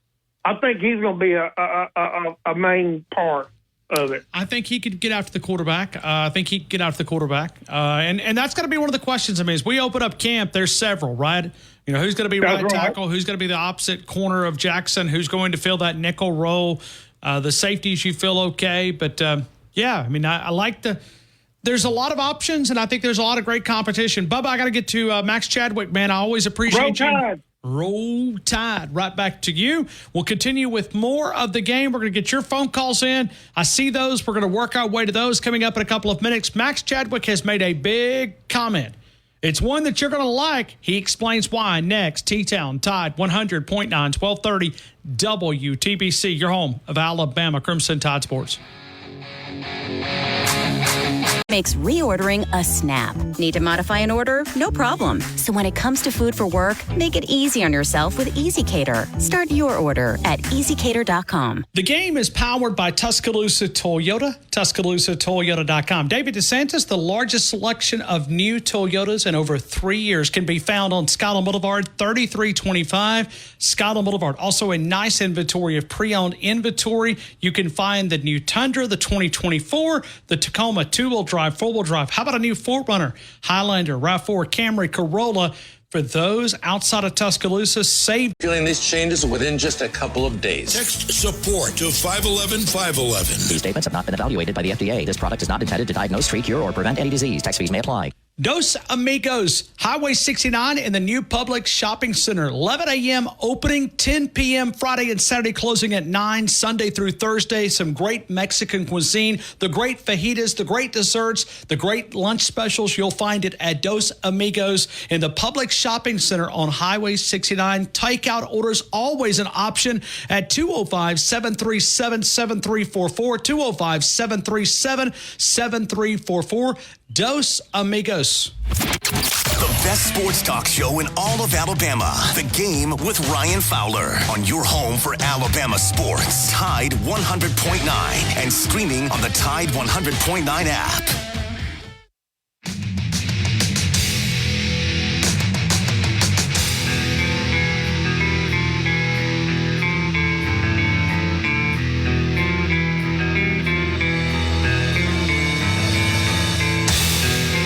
I'm so excited to be able to welcome in this next guy. We talked with him back on June the 7th. He made some of the comments that is being shared around social network. He's the lead college football analyst. He's the co-host of PFF's college football show, Boom or Bust, Draft Forever. He loves the NFL draft. He's part of ProFootballFocus.com. And let's go to Max Chadwick right there. Max, welcome back to T-Town, man. I hope you're having a great day. I am, guys. Thanks for having me on again. Hey, absolutely, man. Well, listen, you kind of teased this a little bit a couple of days ago, but I got to go back to something that was put on the graphic. This might be the best interior offensive line that I have ever seen. Max Chadwick on the Alabama offensive line. Tell us why you believe in this offensive line. Yeah, I think it's the best offensive line in college football, but I think the interior is a big reason for that. You know, you get a guy like Parker Brailsford coming in, the center from Washington. I think he's the best interior offensive lineman in college football. So you get the best center in the country. You have Tyler Booker, who might be a first-round guard as well. He's one of the best guards in the country. He's really, really, really talented as well. And then Jaden Roberts as well is maybe the strongest player in college football, and I think he's also one of the best guards in the country. So I actually ranked the top 10 interior offensive linemen. I combined centers and guards into one ranking. Alabama's starting 3 interior offensive linemen made the top 7 of that ranking. So it truly is a loaded group, and that's why I said it's one of the best I've ever seen because, I mean, all 3 of those guys are NFL starters probably, right? And I think that you just rarely see that on one offensive line. So, yeah, I do think this is the best interior offensive line in college football, and I think it's the best offensive line, period, too. Okay, we didn't see a lot of Parker back in the spring. What would you tell Alabama fans about his playing style when you look at Parker Brailsford coming in as a freshman All-American? Yeah, absolutely. So I think the big thing to know about him is that he's just not that big, right? He's only 275 pounds, and you look at the NFL right now, there's only one center in the NFL who plays it that way, just Aaron Brewer from the Titans. So it's extremely rare to see an offensive lineman who's that small. But usually that's the thing that you kind of look at and say, okay, you know, he obviously can't play in the NFL at that size. But then you watch the tape, and he's elite, man. I mean, he really is an elite athlete at that size you would expect. He can get out in space really well. He understands leverage really well. He's got great hand placement as well. So he never really gets bull rushed as much as you would think for a guy who's that small. So you obviously want to see him get a little bit bigger, but at the same time, he's already so good, even though he's that small. I think he is the best center in college football, and honestly, you can make the argument he's the best interior offensive lineman in college football, and I personally would make that argument. Max, when you look at left tackle with Caden Proctor, he's lost a lot of weight. Don't know exactly what he's down to as far as the total weight. We'll probably have a little bit more about that when camp opens up in 8 days. But if you look at Caden Proctor, the left spot, what do you expect from him in year number 2 in college football? Yeah, I think it's a continued development, right? You know, actually, you look at his grading profile over his true freshman season. He frankly looked like a true freshman in the first 7 games of the season. You know, he had a grade right around in the 50s, I believe, for the first 7 games. And then the last 7 games, he had a grade in the 70s, right? So he really started to figure out as the season went on. He had a really good game against Georgia in the SEC championship game as well. I'm really excited about him, and I think that he's got all the talent in the world, obviously as a former top 10 recruit as well. Like I said, he really did not play well to start the season, but he really turned it on down the stretch. And I think that'll carry over into his sophomore year as well. So I'm expecting big things from him as a sophomore. And I think once this season's over, we could be talking about him as a potential first-round pick, maybe the top offensive tackle in the 2026 NFL draft. Max, do you have any thoughts about Elijah Pritchett? Wilkin Formby, we really don't have a sample size on him, but that right tackle is going to be a little bit of a battle. I mean, that's going to be one of those, do you think about Elijah Pritchett, played left some last year, but got in the spring, got a lot of work at left tackle with Caden Proctor, departing for Iowa and then coming back to Tuscaloosa. But right tackle is kind of still up in the air. Any thoughts there? Yeah, I think that's the one question mark on this team right now is that Elijah Pritchett is just, we don't really know too much about him. Now, I will say he's a former top 35 recruit in the country, so he's a very, very talented kid, and I think obviously that's really good for Alabama to have. But, yeah, I think he's still a guy that, is probably the favorite to take over as the starting right tackle right now. He's got good movement ability. He's a big kid as well, right around 6'7". So I think he could be a really good player, but obviously we just don't really know too much about him at all. As kind of the only new starter that Alabama has on offensive line. Max, when I look at quarterbacks, this quarterback room is deep in Tuscaloosa. They got a lot of these guys. I thought they would, be one of those guys that would hit the portal. When that didn't happen, it kind of grabbed our attention that they've bought into what Kalen DeBoer is selling. But let's start at the top. You've got Alabama's number 5 quarterbacks as far as the quarterback rooms in the country. But let's talk about the guy at the top, Jalen Milroe. What do you expect from him in 2024? Yeah, I think the big thing with him is that he's got the most physical tools of any quarterback I'd probably say in college football. He's an unbelievable rushing threat at quarterback. He's got an absolute cannon for an arm. And then obviously makes him a really good deep thrower. He actually had the second best deep passing grade in the country last year, only behind Jaden Daniels, right? So he's a really good deep ball thrower, excellent runner. The questions with him are, can he be a more consistent quarterback in the short and intermediate parts of the field? And will he get rid of the football quicker? Because that has been a big issue with him last year, that he holds onto that ball for a very, very long time. It really is kind of all or nothing for Jalen Milroe in almost every single play.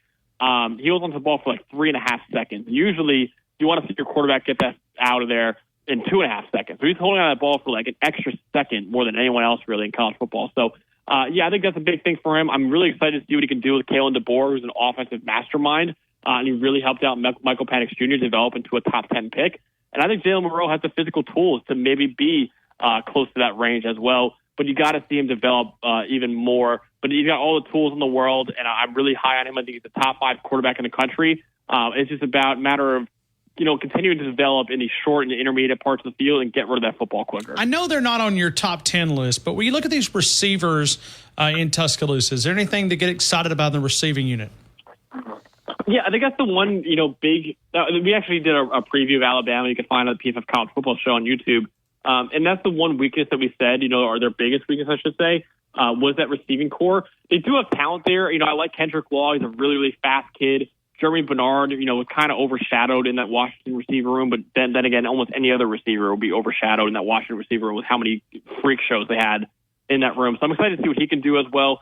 They have talent. It's just a lot of inexperienced talent right now, right? I think their leading receiver is Jeremy Bernard, who had like 400 yards last year. So they need a lot of guys to step up and take on much bigger roles.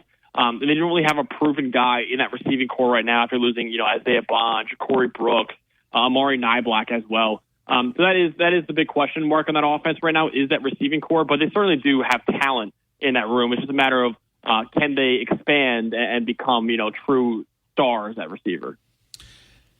Let me ask you about running backs, because you feel like, Roydell Williams and also Jace McClellan going on to the NFL, Roydell going down to Florida State. You don't know a lot about these backs as far as, in game. We've seen a little bit of fatigue with Justice Haynes, Jam Miller, but a lot of excitement in Tuscaloosa about these two backs. Yeah, again, it's like the receiving core a little bit, right? You don't have a proven star at running back, but that doesn't mean you don't have talent there. Justice Haynes heading into his sophomore year, he was a former highly rated recruit coming out of high school. Jam Miller, heading into his junior year, I'm excited about him too. Richard Young, the redshirt freshman, I think he's a good, solid player. And you got a couple true freshmen in Daniel Hill and Kevin Riley that are talented players as well. You just don't really know who's going to emerge, and will someone emerge, really? Now, will this be a room that, say, a Justice Haynes, can he emerge as the number one guy and a bell cow running back, or will it be more of a committee? I tend to side more of the latter. I think it'll be more of a committee for Alabama next year. And I didn't have them as a top 10 running back unit, but that doesn't mean they don't have talent. It just means that there isn't enough proven, experience in that room just yet. But I do think this is a talented room, and I'm excited to see how it plays out next year. I don't want to go through every single unit. I want to invite people to go to ProFootballFocus.com. But give me some thoughts on the defensive side of the football. There looks like there's some growing pains over there. Yeah, there certainly is, and I think that there's definitely some question marks I have. Now, they do have a really good safety room. I love Malachi Moore, and I think Keon Sabb is one of the most underrated defensive players that we have in college football. He was fantastic when he was on the field for Michigan last year. I think he had like the 8th most forced incompletions, even though he played like the 250th most snaps last year. So he was an unbelievable safety for them. I think he's going to be.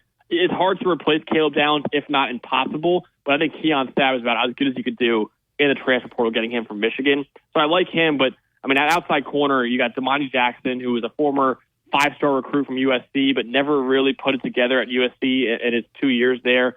So you got questions about him. And the other outside corner spot, Deshaun Jones, he's a solid player, but again, I think the outside corner is really the big question mark for this team right now. And I like the linebacker unit. I think Deontay Lawson and Jahad Campbell are solid players, but I don't think they're anything spectacular. The D-line has some question marks, too, after losing guys like Dallas Turner and Chris Braswell, too. So, it's certainly a more questionable defense, especially in the biggest loss of all of them is on the sidelines, Nick Saban, right? No longer there as one of the greatest, if not the greatest defensive coach we've ever seen. So that's another question mark as well, is that you don't have an elite defensive mind coaching these guys up because, like I said before, Kalen DeBoer is an offensive-minded head coach. So, it's going to be really interesting to see how that defense performs next year. I do have some questions on that side of the ball for sure. Let's go back to LT Overton. Can he be that dominant defensive lineman that Alabama's come to expect? In Coach Saban, we always had one of those defensive linemen that just kind of took over a game. Can LT Overton be that guy?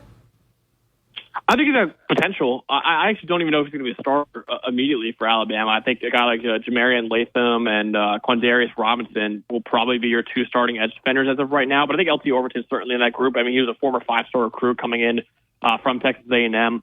I like his potential, and I think he wasn't really utilized as well as he could have been at Texas A&M. So maybe Alabama will do a better job with him. So I think he's a solid player. I think he'll certainly figure into the rotation, but I just don't know if he'll even be a starter at edge defender. Another guy, Keon Keeley was the number 2 overall recruit a couple of years ago. He didn't play at all last year. He didn't play at all. And now I'm excited to see what he could do as a redshirt freshman this year. I don't think he'll really be on the 2 deep or maybe even 3 deep depth chart, but I'm excited to see if he's got anything to show for as a former top 5 recruit in the country. Max, let's spend a couple times talking about some SEC teams. I know you're high on Ole Miss. Kind of talk about some of the reasons why you're high on Ole Miss. Yeah, I'm really high on the Rebels next year. I actually just said recently that I think they're the second best team in the SEC. I think they have at least a top 5 offense in the country, and we got Jackson Dart, who's one of the best quarterbacks in America. You have, even though you lost Quinshon Judkins, a really good running back room because of the transfers they brought in. I think it's the top 5 running back room in the country. You have maybe the second best receiving core in college football. Guys like Trey Harris, Juice Wells, Caden Prescore on tight end as well. And the offensive line is a question mark, but you got Lane Kiffin drawing out plays. So the offense is going to be elite. The defense got a lot better, too, in the transfer portal. In fact, I actually think it'll be a pretty good defense next year because you got guys, obviously Pete Golding, the former Alabama defensive coordinator, is still there. You got guys like Princely Amonmielen from Florida, Walter Nolan from Texas A&M. Those might be 2 first-round defensive linemen next year. They added guys at linebacker that are really talented. They added guys in the secondary that are really talented as well. So, yeah, I think Ole Miss's defense got a lot better, and they should still have one of the best offenses in college football. And, I mean, they were 11-2 last year. They had 11 wins for the first time in program history. This team is really going up and up, and I think they're going to be continuing to up and up and be maybe a top 5 team in college football next year. All right, let's look at Georgia. Is there a weakness on this football team? No, I don't think there's a true weakness right now on that football team, and why many have said that they're a national championship favorite. I think the one thing I would point out, the pass rush last year was just okay. It wasn't great, and it kind of stayed the same as last year. They didn't really add anyone in the transfer portal. I know they got a guy like Michael Williams, who a lot of people think is the best player in next year's draft. I am nowhere close to that. I think he has a lot to work on to even get to that level. But, you know, they have guys to get excited about on the defensive line. But the pass rush last year, like I said, was about a top 45 in the country, not necessarily as dominant as they've been in years past. I think the pass rush is the one thing I would say, but other than that, Georgia might have the best team in college football, the best quarterback in college football, and the best coach in college football. Max, is there a team? Well, let's stop at Austin just for a couple of minutes. When you look at Texas, can they make a run at the college football playoffs, and why or why not? Yeah, they definitely can. I think they're probably a top 5 team in the country right now. I think, you know, Quinn Ewers is still there, one of the best quarterbacks that we have in college football. The offensive line remains elite. I mean, Kelvin Banks Jr., left tackle, should be a top 10 pick in next year's draft. The receiving core, they lost a lot of talent to the NFL draft, but they also brought in a lot of talent, right? And 2 of them from Alabama, in Isaiah Bond and Amari Niblack, who I think could really, really break out next year and be really, really good players for them. They have some other guys at receiver, too. They have a really good running back unit. They have some solid players on defense, especially in that secondary, but there are some questions there after losing, 2 superstars in Byron Murphy and T'Vondre Sweat. But, yeah, I like Texas a lot next year. Now, again, I'm not as high as maybe some other people are on them. I think they're the 3rd best team in the SEC, but certainly still probably a top 5 team that I think in college football right now. So you got Georgia, Ole Miss, Alabama, and then Texas. How do you have them set up? I have Georgia, Ole Miss, Texas, and then I probably put Alabama 4th on that ranking. Is there a sleeper in the SEC, the team that you're keeping an eye on? Not saying that we're going to put you on the spot and say, hey, in December you got it wrong, but is there a team that you like on paper that could be a part of the conversation? Yeah, I don't know how much of a sleeper they are, but I think Missouri is a top 10 team in the country that should make a playoff next year. I think they have still an elite offense with Brady Cook coming back. All their top 5 receivers are back as well, including Luther Burden, the best receiver in college football. The offensive line is still really good. Their offensive coordinator, Kirby Moore, could have gotten a head coaching job, honestly, last year, but he stays for another year. So I think Missouri, I don't know how much of a sleeper they are, but I think they're a top 10 team in the country, and I think I would expect, and with it maybe the easiest schedule in the SEC, I think they certainly are a team to watch out for the college football playoff, too. Hey, Max, I want to throw it back to you and promote everything that you're involved in. We love the praise on the Alabama's offensive line. It's winning in the trenches. I mean, that comment's been shared quite a bit here, and it's one that kind of grabbed our attention. I love the explanation. But talk about the website. Talk about how folks can get more information from you and your team there, Max Chadwick. Yeah, absolutely. I appreciate that. Yeah, I host the PFF College Football Show, which you can find on YouTube and anywhere you get your podcast as well. We're actually right now we're previewing all 70 Power 5 teams in their own individual videos. Last week was the SEC, so the entire SEC is out right now, including Alabama. Right now, this week is the Big 10, next week the Big 12, then the ACC, and including Notre Dame, and of course Oregon State and Washington State. We haven't forgotten about those 2 schools either, unlike the Pac-12. But, I think we have a lot of other stuff coming out pretty soon as well. And all the articles, if you want to see my writing, is all available at pff.com as well. Hey, Max, thank you again for your time, man. Appreciate you. I hope you have a great rest of your day. Of course. Thank you, guys. Thank you. Max Chadwick helping us out there. A lot of things to talk about, a lot of things to discuss. We'll take your phone calls, 205-342-9904. Tide 100.9, 1230 WTBC. Delicious. Flavoristic. The sandwich of the summer. The Maple Pepper Bacon Sandwich. Order the Maple Pepper Bacon Sandwich on the Chick-fil-A app today. Available for a limited time. Real guests paid for their testimonials. For over 5 years in our community in downtown Northport under that Roll Tide Bridge, Mark's Mark, the home of the chicken swirl. You'll find that since 1978 in Selma, Alabama, for over 5 years in downtown Northport. If you want to dominate the grill today or any day, find Mark's Mark. A great stop by on your way home if you're preparing for dinner. They've got a lot of those gourmet dishes that you can find, the great casseroles, the dips, the appetizers, the great steaks, the pork chops, the burgers, and all the supplies you need to dominate the grill. Now through December 28th, Castrol Edge and Edge High Mileage Motor Oil are on rollback at Walmart. Claim based on sequence 9 test under high-load conditions versus API SP test limits. Tide 100.9 Tuscaloosa weather. A warm, humid afternoon. The chance of a few passing showers or thunderstorms through tonight. The high today 86, the low tonight 71. Tomorrow mostly cloudy with occasional showers and thunderstorms. The high at 83. I'm James Spann on the ABC 3340 Weather Center on Tide 100.9. Find Tide on Twitter at Tide109 to keep up with show announcements, guests, and our reporters in the field. You ever had a cold in the summer? It should be the worst. It gets better though. How they turn a top dog to an underdog. It's a cold world even in the summer, dog. Like 100 missed calls in my number log. I talk to God before I talk to people from them blogs. Gotta see through it when it's right back into the game. We've got lines available if you want to jump in. 205-342-9904. Singular, not plural, Ryan. Singular, no S. We have a line available at 205-342-9904. Tommy and Romulus. Tommy, good afternoon. You're in the game. Roll Tide. Roll Tide, man. How are you? Good, man. I'm fired up. A little bit. You can almost smell college football. Yeah, next Thursday they'll be putting the pads on. Wednesday. Oh, Wednesday. Oh, that's right. Yeah, I get them mixed up. You know, when you retire, you got other people working for you. Time just you don't have to worry about what day of the week it is. You sound like Coach Saban. That's right. I'm giving him a lesson on how to relax, how to make other people do things for you when you retire even more. Like not forget your press credential. All right. So, is I coach in Seattle, or he's going to do a Zoom call? Or no, he's just doing a radio interview. He's not in Seattle. Well, you know, I heard all the things you read. I'm like, I'm going to feel bad for his daughter. I think she's on the softball team up there. You know, in reading some of these comments, man, the folks up there, they're not happy with Kalen DeBoer. That's okay. We are. Yeah. I mean, I kind of want to see her stand on her own. People say, oh, I hope she comes to Alabama. I said, no, I don't. I want her to stand on her own, be her own person. But I don't want her to get abused either, you know. You know, get hate mail and hear things about her father. You know, you don't want to hear about your parents, you know.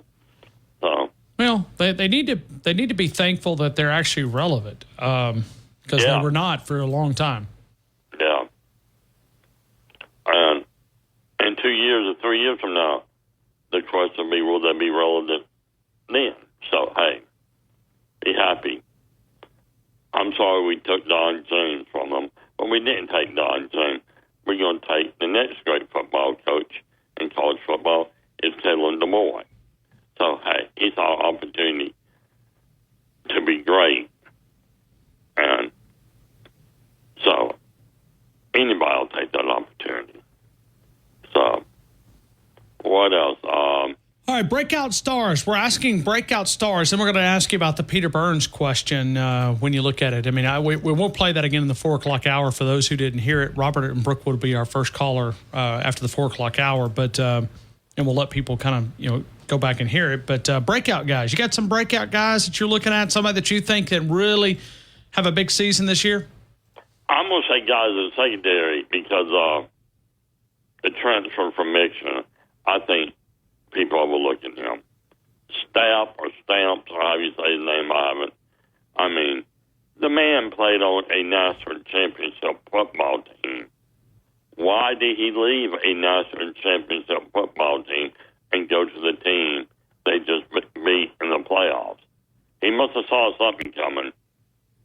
I know Harbaugh left, but, everybody loved that assistant coach they promoted up at Michigan. So there's something he saw, or there's something else he wanted. Or he thought, hey, if I go to Alabama, I might can get another ring. I can help them get a ring. If I stay here at Mixon, I might not.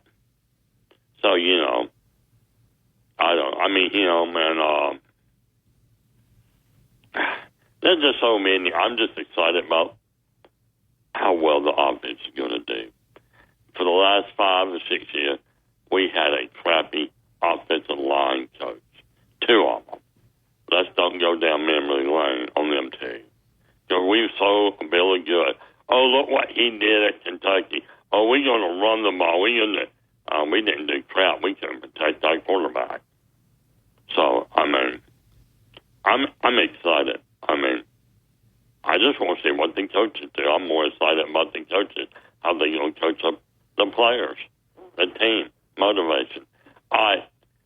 Nick Saban got in a problem like Coach Bryant did. Well, people say, well, I want to come and coach for Coach Bryant. He wants me. He can get the best coaches. Same thing with Coach Saban. But when you get over that big 7-0, like, well, if I can just get on your staff for a year, no matter how good or bad we are at Alabama, I was on Nick Saban's staff. You see what I'm saying? Because that's supposed to be carrying weight. He's a goat of all goats. And that was the same thing what happened to Coach Bryant. Oh, if I just could get on his staff for a year or 2, I'll make it. Because nobody talks about what Pete Yoden does, except last year go 11-2, and he still lost to Alabama. Where a coach that was looking forward to retirement, Kevin Steele. So, I mean, did Kevin Steele have his heart in?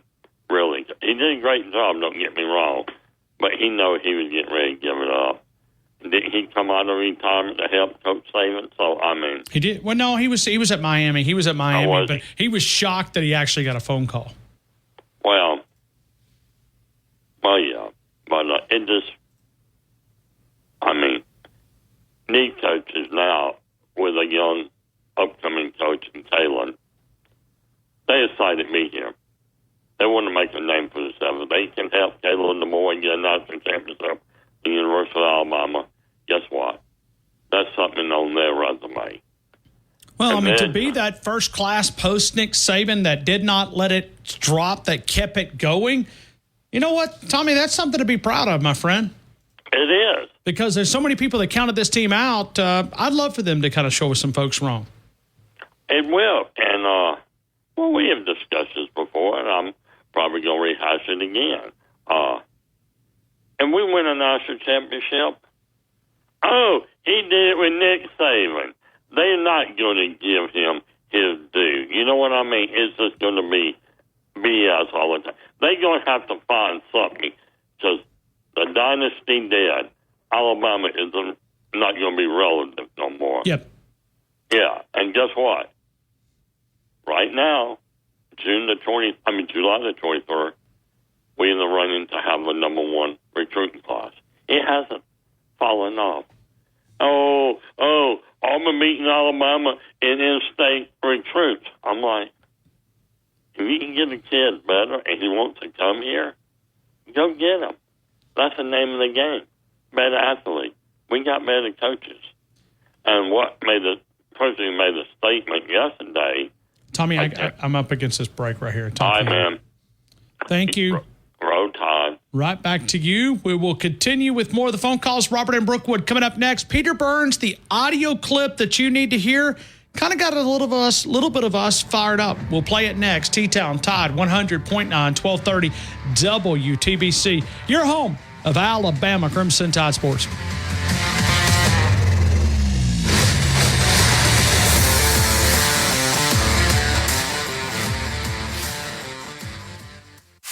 WTBC Tuscaloosa and W265CG Tuscaloosa, a Town Square media station. Tide 100.9 and streaming on the Tide 100.9 app. From the Fox Sports Studios in Los Angeles, here's Dan Byer. The Rams are restructuring the contract of quarterback Matthew Stafford. Now, he was under contract through 2026, but reports say he only had $15 million guaranteed on his deal over the final 2 seasons. That is now likely to change as Stafford did report to camp, according to head coach Sean McVay. Browns and wide receiver Amari Cooper have agreed on a new restructured deal for 2024. No new years added on, but Cooper gets $20 million guaranteed, plus another $5 million in incentives for the upcoming season. Brandon Ayuk of the 49ers did report to training camp despite requesting a trade. GM John Lynch said the wide receiver is a big part of their team, and they expect him to have a big year, and added they'll continue to work on a deal. 49ers first-round pick, wide receiver Ricky Pierce. Deal or text DEAL to 511-511. Your order is backed with a 90-day guarantee. All dogs are unique. Your dog results can and will vary. Message and data rates may apply. I got spirit, I got faith. I might bend, but I won't break. I'll fight the elements. And I'ma go down swinging. If I go down, I'ma go down swinging. If I go down, I'ma go down swinging.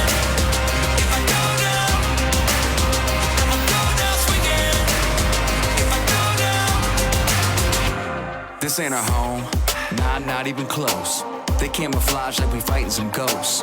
You start to doubt everything that you know. I feel the heat and it's starting to show. They try to break us, make us wanna give in. Lay down our arms, provocate us again. Lay down a fight, I could never relent. And I'ma take it all the way to the end. Fight the elements. I'll fight the elements.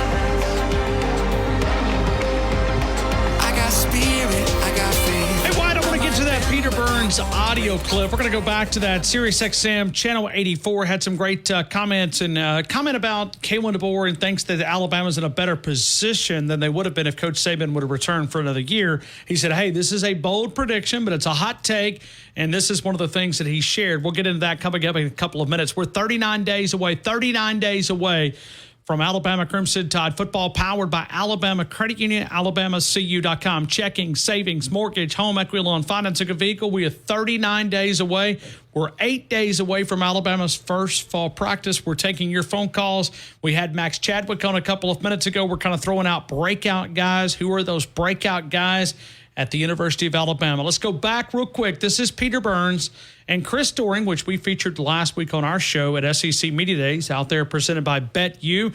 Richard Adams, Adams Heating and Cooling. Our good friends at Tidal Tower, appreciate those guys, and DanielMooreArt.com. But Peter Burns made this comment. I think it's a good one. Here it is, talking about Alabama and Kalen DeBoer. These are huge shoes to fill, CD, of the greatest coach in the history of the game. And I thought Kalen did a great job of not trying too hard, just being who he is. He came across as likable, insightful, and maybe realized that along with the recruiting classes he's got rolling in 2025, CD, I think Bama's going to be in pretty damn good shape. I don't know if that makes them a college football playoff team this year. I think there's a decent chance of that with 12-team playoff.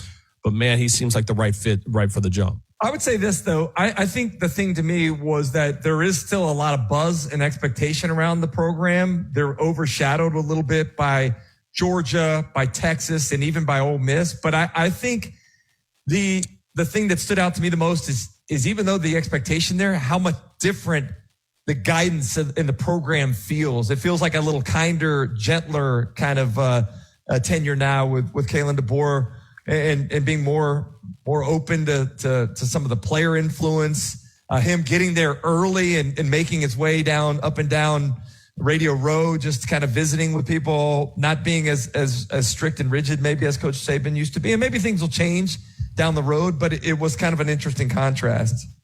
I have a hot take here about Alabama football under Kalen DeBoer. Okay. And let me start by saying Nick Saban is the greatest coach in the history of the game.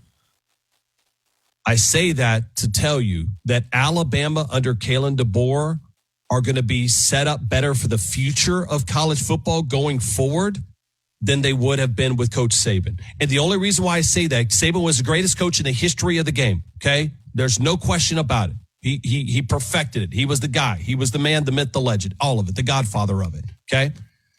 But that college football is no longer what we consume in 2024, in 25, and 26, and going forward. That is Peter Burns talking about that Alabama's in a better position. Do you agree with it? Would you buy it? 205-342-9904. Robert Brookwood. Robert, good afternoon. You're in the game. I hope all is well, my friend. Getting a lot of good rain up this way. How are y'all? Yeah, we are too. I was just talking about it a couple of minutes ago. Josh in Georgia was saying that they've been a little bit dry in maybe the northern part of Georgia and also the northern part of Alabama. But we're paying our preacher better down here because we're getting rain just about every day, which is good. It kind of skips off and on up this way.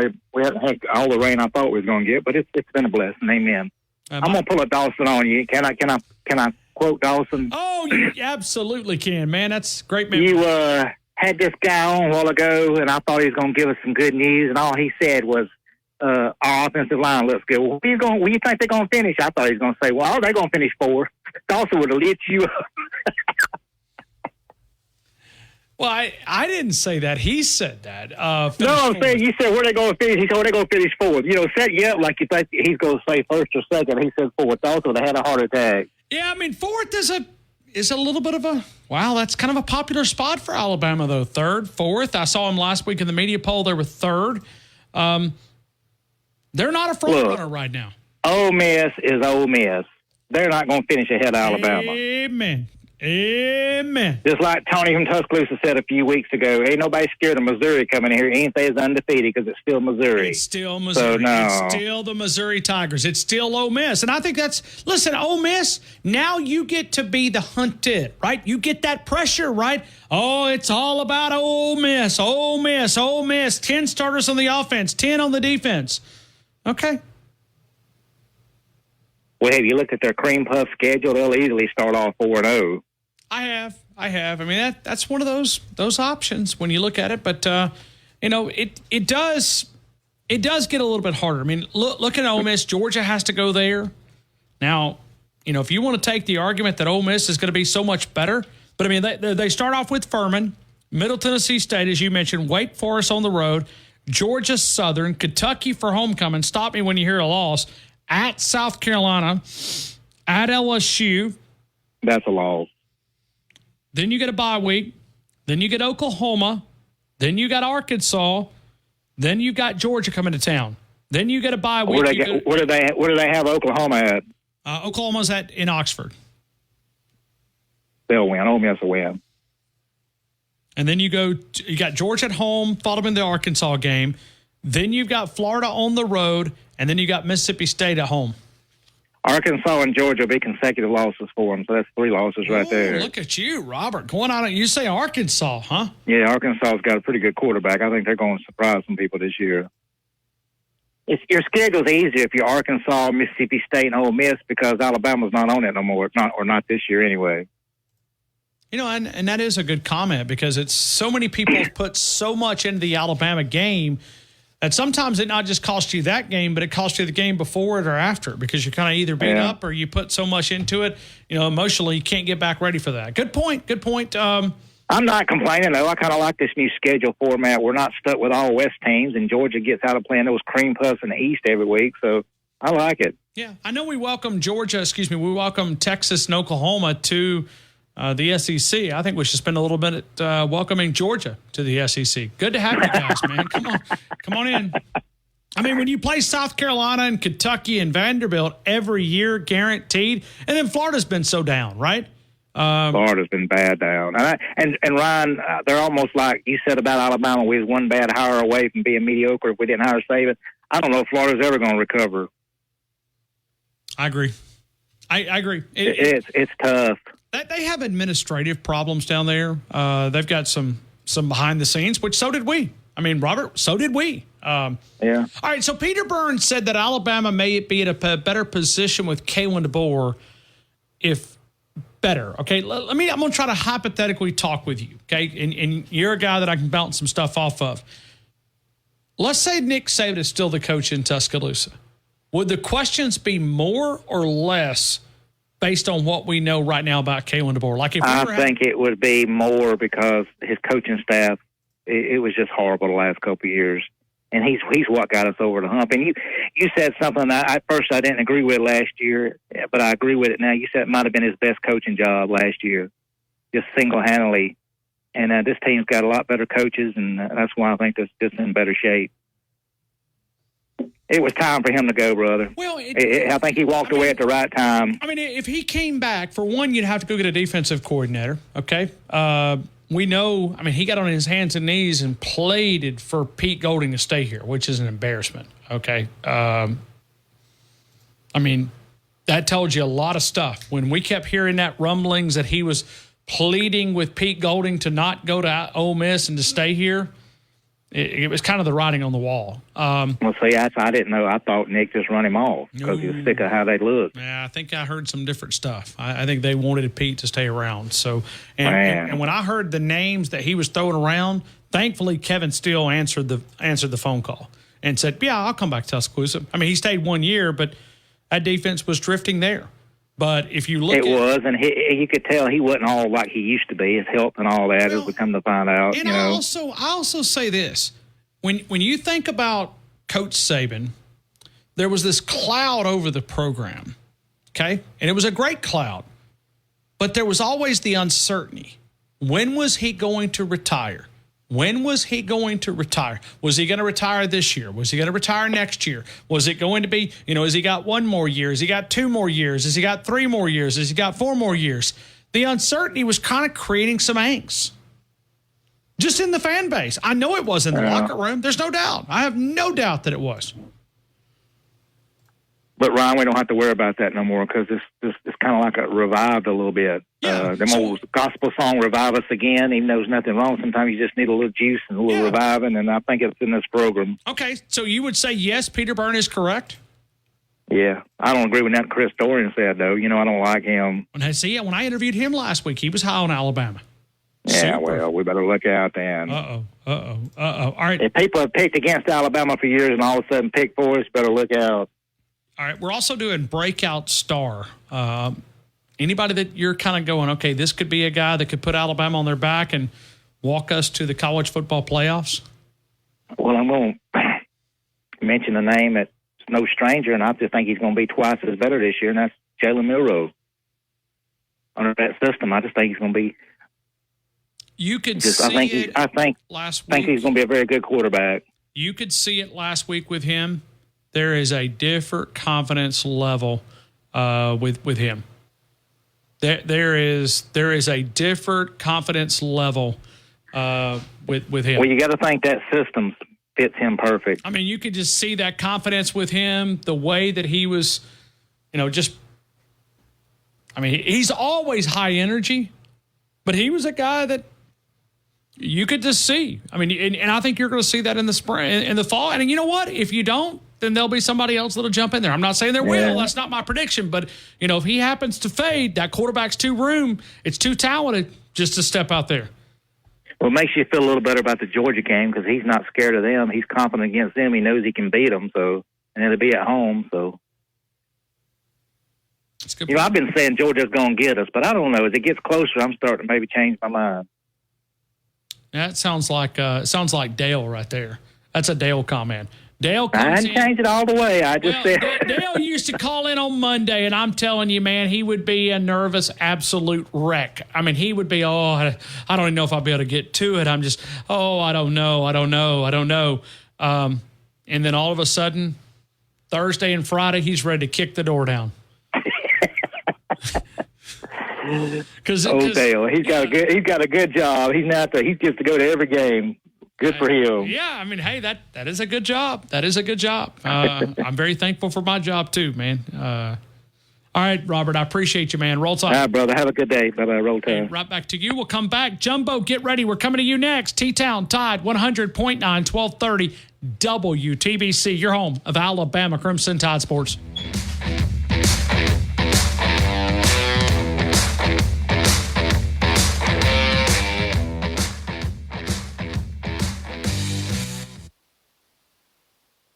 Alabama real-time news update from the Tuscaloosa Thread Newsroom.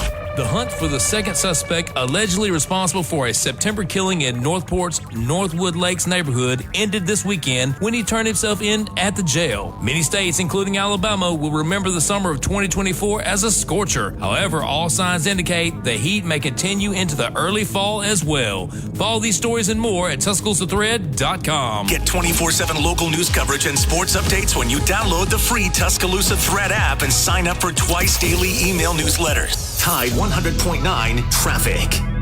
Tuscaloosa traffic now from the Townsend Nissan Traffic Center. A very good Tuesday afternoon to you. Not getting off to a bad start at all.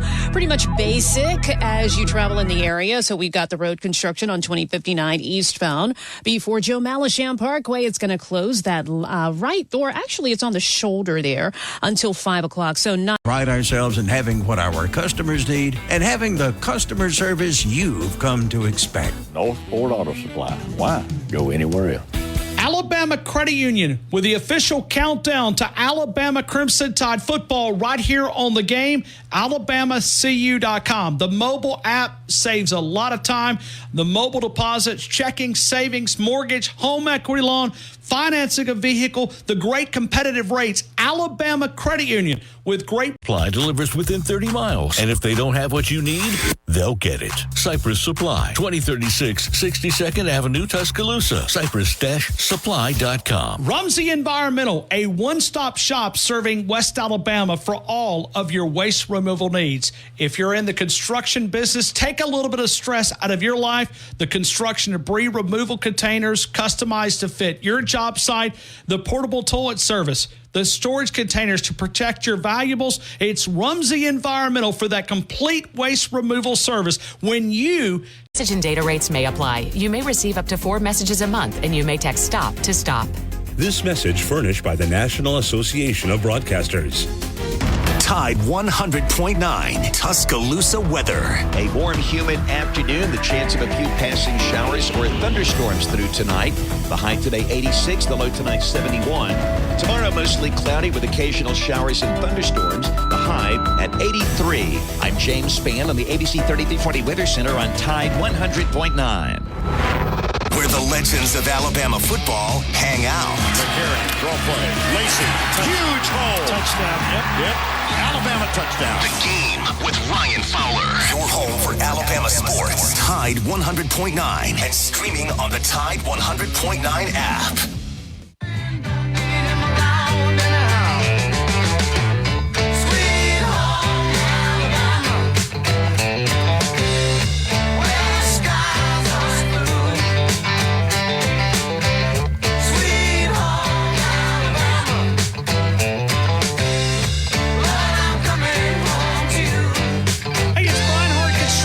ASME certification, I-beam installation, fabrication. If you're building from the ground up, let's build something together. Brian Hard Construction every Friday, made possible by Brian Hard Construction. We'll do a little free-for-all Friday. We're taking your phone calls if you want to jump in. 8 days away, one Julio Jones away from Alabama's first fall practice. It's going to Jumbo. Jumbo, how are you, my friend? Welcome into the game in Tuscaloosa.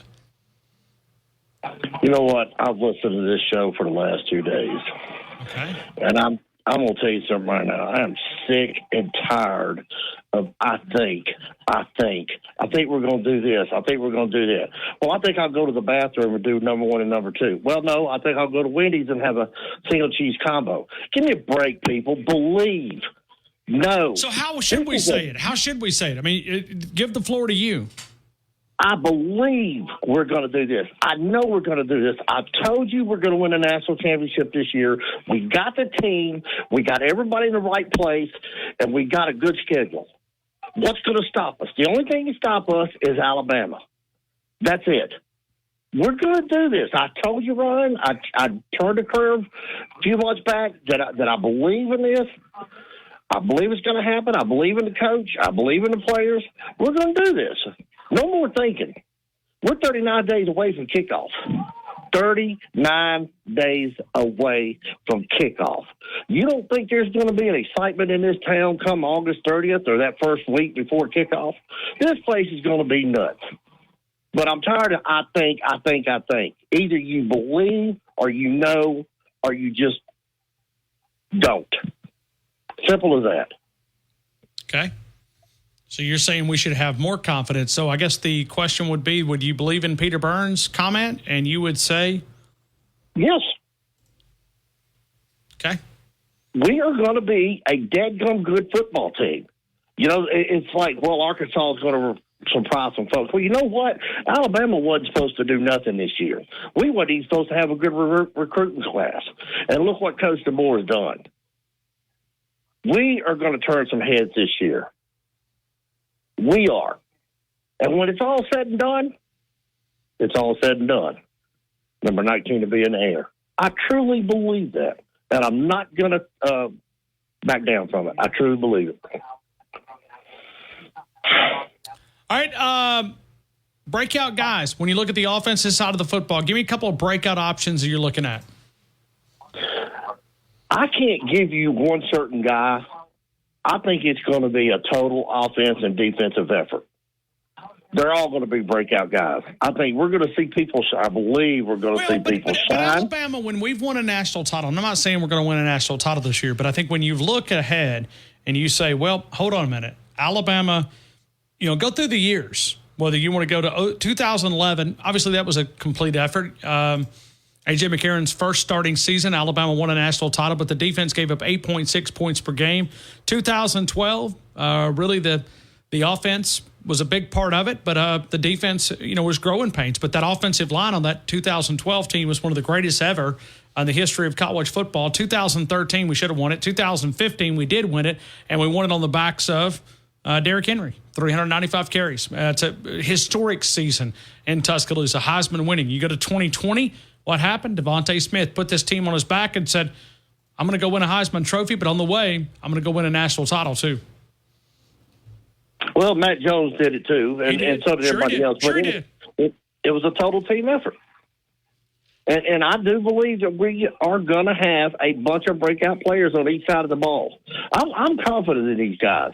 And the more y'all talk every day, well, some people are, I think. No, you know, and I hear what the sportscasters are saying and the experts. This is going to be one dadgum good football team. So either you hop on that bus and we ride it to the end, or you get in a little wagon and pull your buddy behind you. I mean, I'm on board with this. I'm deep into it. It's going to be a great year. We're going to be very happy at the end of the season. Well, Jumbo, you sound confident, man. You've got us believing. So we're not going to say we're not going to say we think. We're going to say we believe. Okay, we believe. But at this point, it is what we think, though, isn't it? Nah, I don't believe that. I believe it's what we believe. We come out of September 4-0. I wish I could go back and dig up phone calls from last July, because you were not very high on this football team. No, I sure wouldn't. I said they had to prove to me, they had to show me, but I said if they went out, we would be in the playoffs. We won out, we were in the playoffs. So it's a different year, different attitude, different situation. You know, I'm there. I'm with them. And we go through the month of September undefeated. We're on our way. I mean, to beat West Kentucky, which is going to be an easy win. I'm not going to say easy. They're going to come in and fight. South Florida last year proved, but look what we had playing on the field quarterback-wise. Go up to Camp Randall, going to knock them off, then come home and knock off the puppy dogs, and then it's going to be like, uh-oh, here comes the Crimson Tide. Then what's everybody going to be saying? Look out for Bama. Look out for Bama. Well, I think the one comment is you can use the Lank stuff all you want, but if you go beat Georgia, there will be no Lank stuff, because there are not going to be many doubters if you're able to take down Georgia. And it's just like Robert said. Jalen is more confident now. He's got that look. He's got that desire about him. You can tell he's ready to play. And this is going to be a different quarterback. We're going to see a quarterback that's going to be grown, mature, and he's going to pick this team up, and he's going to lead them, and we're going to go on straight into the playoffs. I truly believe that, and I believe the basketball team is going to be in the Final Four playing the national championship. I'm not backing down from any of that. Roll Tide. Not backing down from any of it. Hey, Jumbo, how did your hat thing go? Did your Top Gun? Well, Coach Oates got his. I talked to his secretary. He absolutely loved it. He wanted to know who gave it to him. I actually had my name and address and phone number on there, and just a little message telling him, thank you for coming to Tuscaloosa and making Alabama basketball as great as it is. Well, somebody took the dead-gum note off, but that's okay. His secretary's got my number and everything, and he's supposed to call me. He's in the middle of recruiting and doing some other stuff. Now, as far as Coach DeBoer goes, I don't know if he's gotten it. The guys out there did tell me when I went back the other day that I think he was out of town. I think he was out of town. Yeah, he's out of town till the end of the month. But they said it was there, and he would have it when he come in. All of his packages will be there. So we'll see what happens on that. But I hope Coach Oates calls me. If he doesn't, then maybe later down the line, if I get a wild chance, go to one of his shows, or when I go to the ball game, I can say, hey, Coach, and holler out something about the hat and see what happens. But I just want to meet the guys. That's all I want to do is meet them. But that's where we stand, and I think it's all right on that. I mean, they're going to get them, but it's the least I could do for thanking these two for coming to Tuscaloosa, especially Coach Oates. He's turned this program completely around, and Coach DeBoer he's going to write his own legacy here. And here's the crazy part. Both of those guys have the almost identical, the same age. They're both born in October of 1974. I think one's the end of the month, and I think one's it's kind of funny. Coach Saban was also an October birthday as well. 31st. So 31st. Wasn't he? Halloween? He was Halloween. Yep. So, and trust me, he scared a lot of people on Halloween night. Well, all right. He scared them in October, September, November, December, all of the above. Thanks, man. I appreciate you. All right, Roll Tide. God bless y'all. Right back to you. We'll go to Bama Nick. Oh, maybe he can light up the fires. He will next. T-Town Tide 100.9, 1230 WTBC, your home of Alabama Crimson Tide. You could be feeling these changes within just a couple of days. Text support to 511-511. These statements have not been evaluated by the FDA. This product is not intended to diagnose, treat, cure, or prevent any disease. Tax fees may apply. Alabama Crimson Tide lives right here. Down to the pylon. Touchdown, Alabama. On Tide 100.9.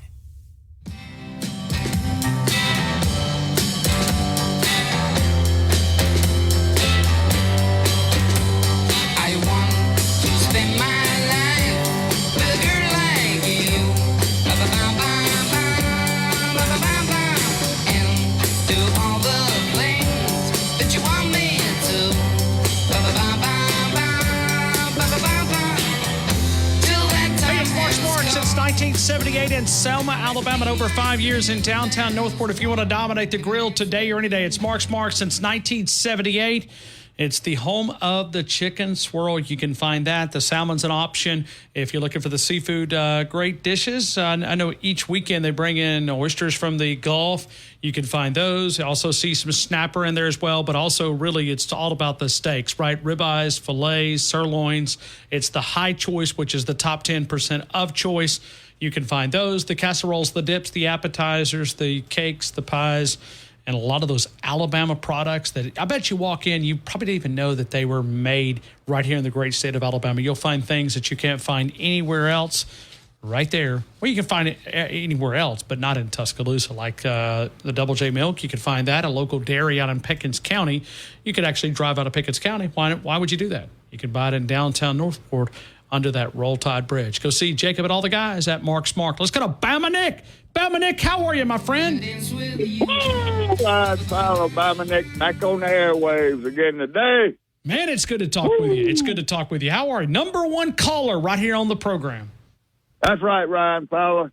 And I got White trained already. White's already got my song up. When I come on, my intro song, I talked to him and said, White, you got my intro song ready? He goes, what is that? I told him, he said, yeah, Bama Nick, we'll get it up.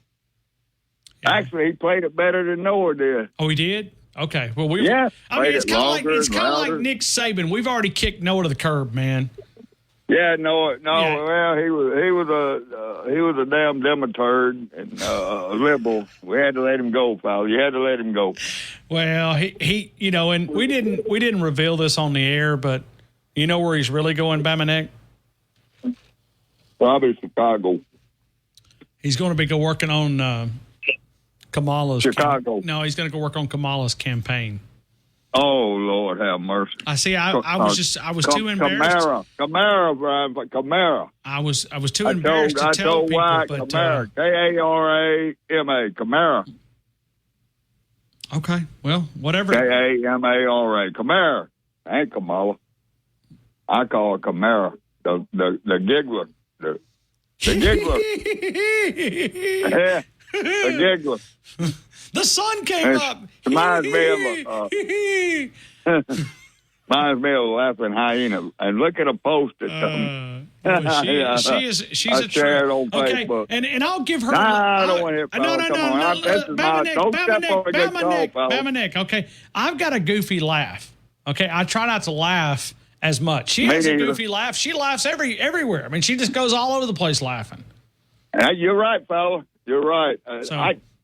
She just, whenever I see her cackling, that's what I call it, a cackling. Could you imagine the rest of the world looking at, because they've tried to hide her, okay?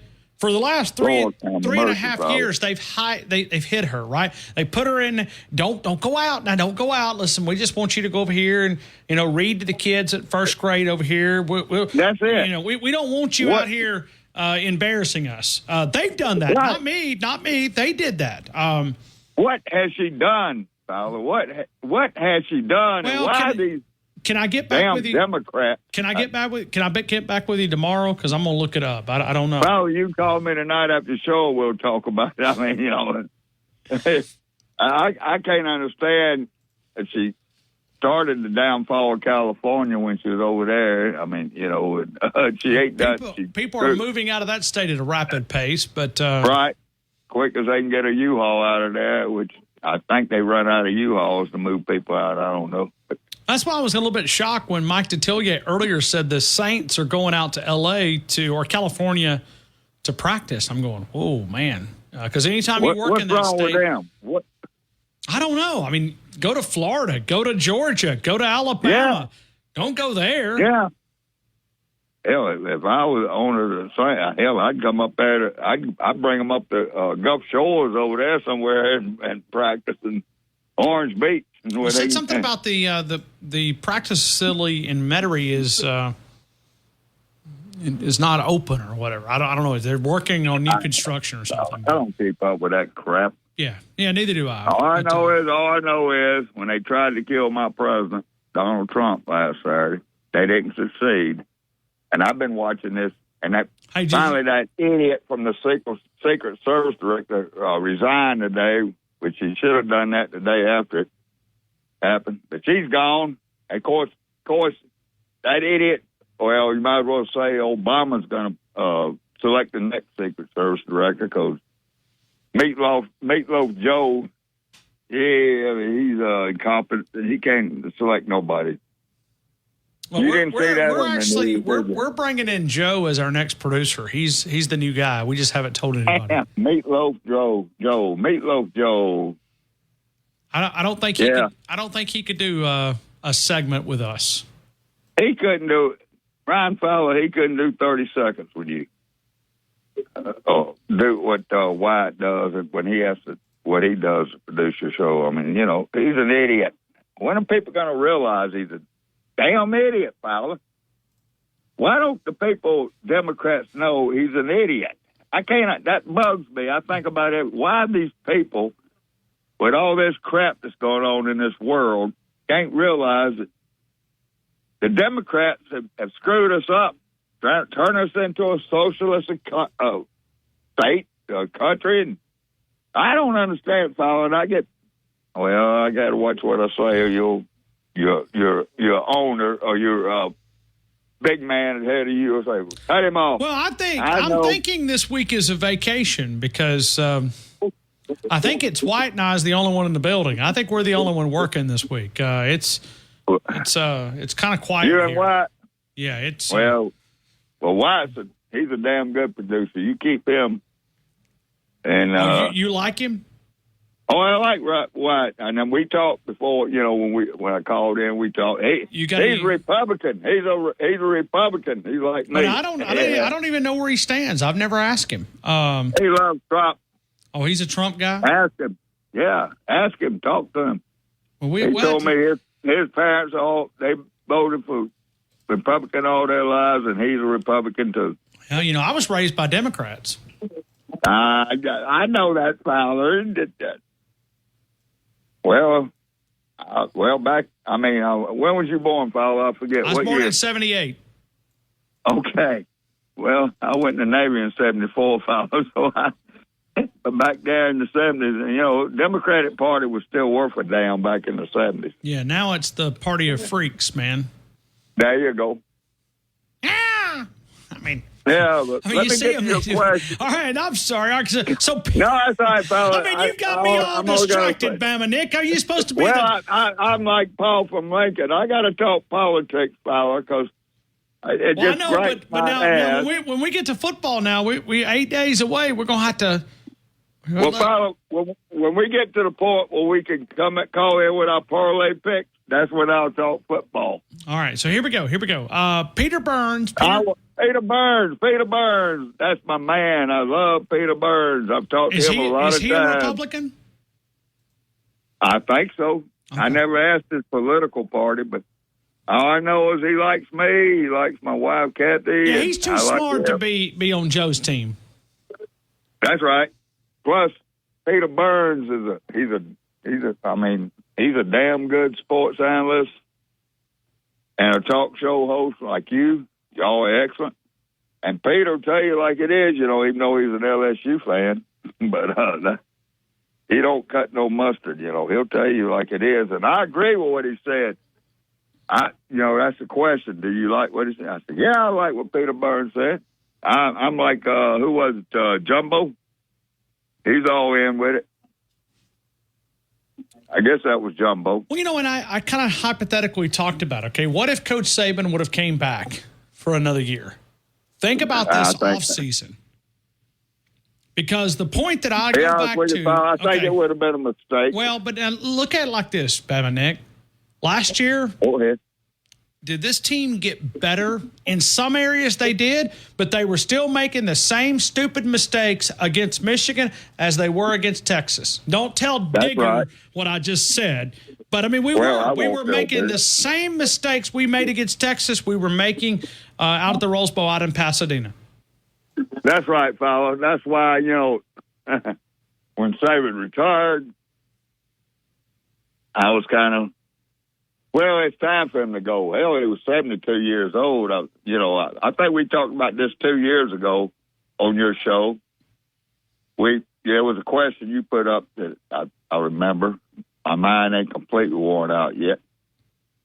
How long do you think Saban will last? Remember, I think you put how many years you think he's got left. And I think I told you when I called in that time, I said he might have 1 year left, maybe 2.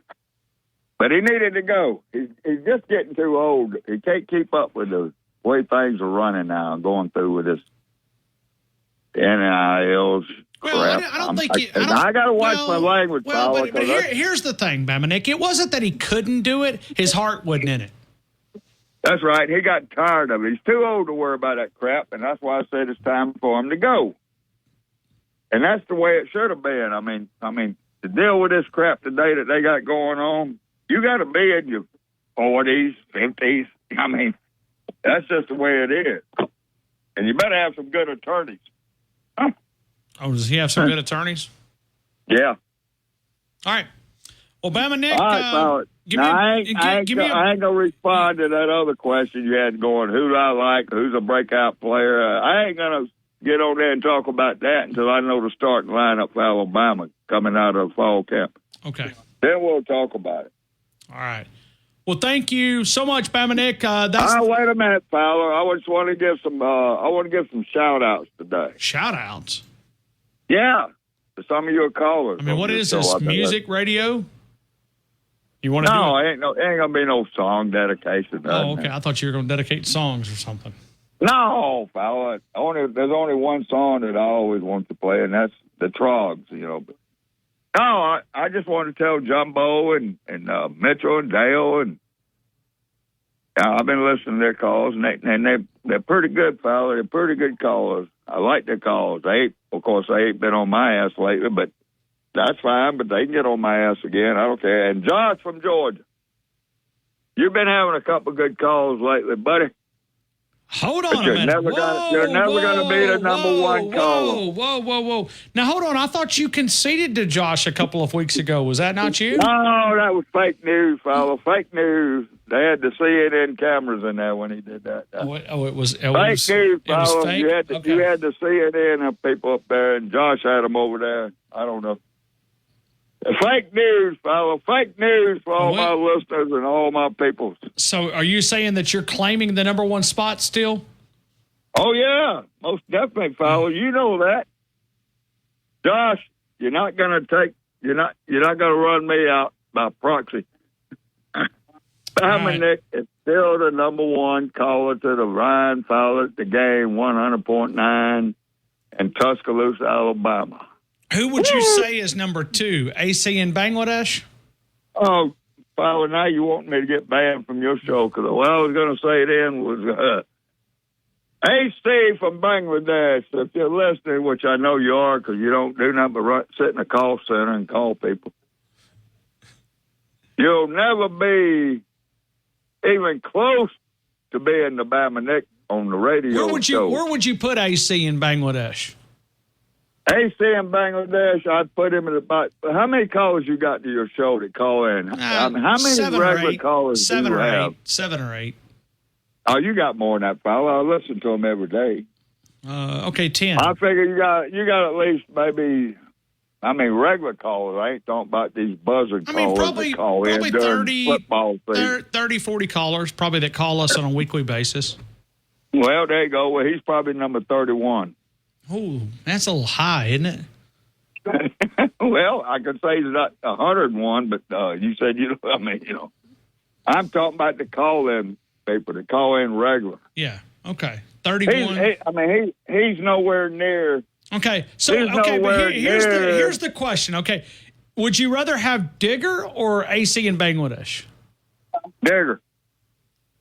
Well, that was quick, too. That was like a quick response, which means it's authentic. Digger's calls, even though Digger don't like me, but his calls make more sense than AC's does. AC, I can't understand halfway, except for when he wants to challenge me to all that crap he was saying 2 weeks ago, wanting me to get off the show, and he'll put a stupid-ass proposal up there for me to try to pick Alabama goes undefeated.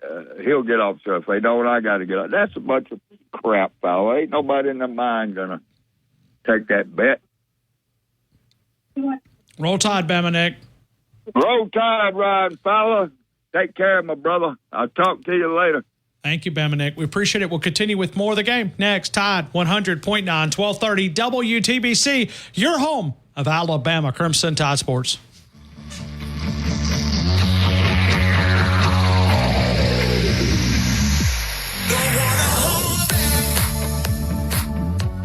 Tide 100.9 traffic.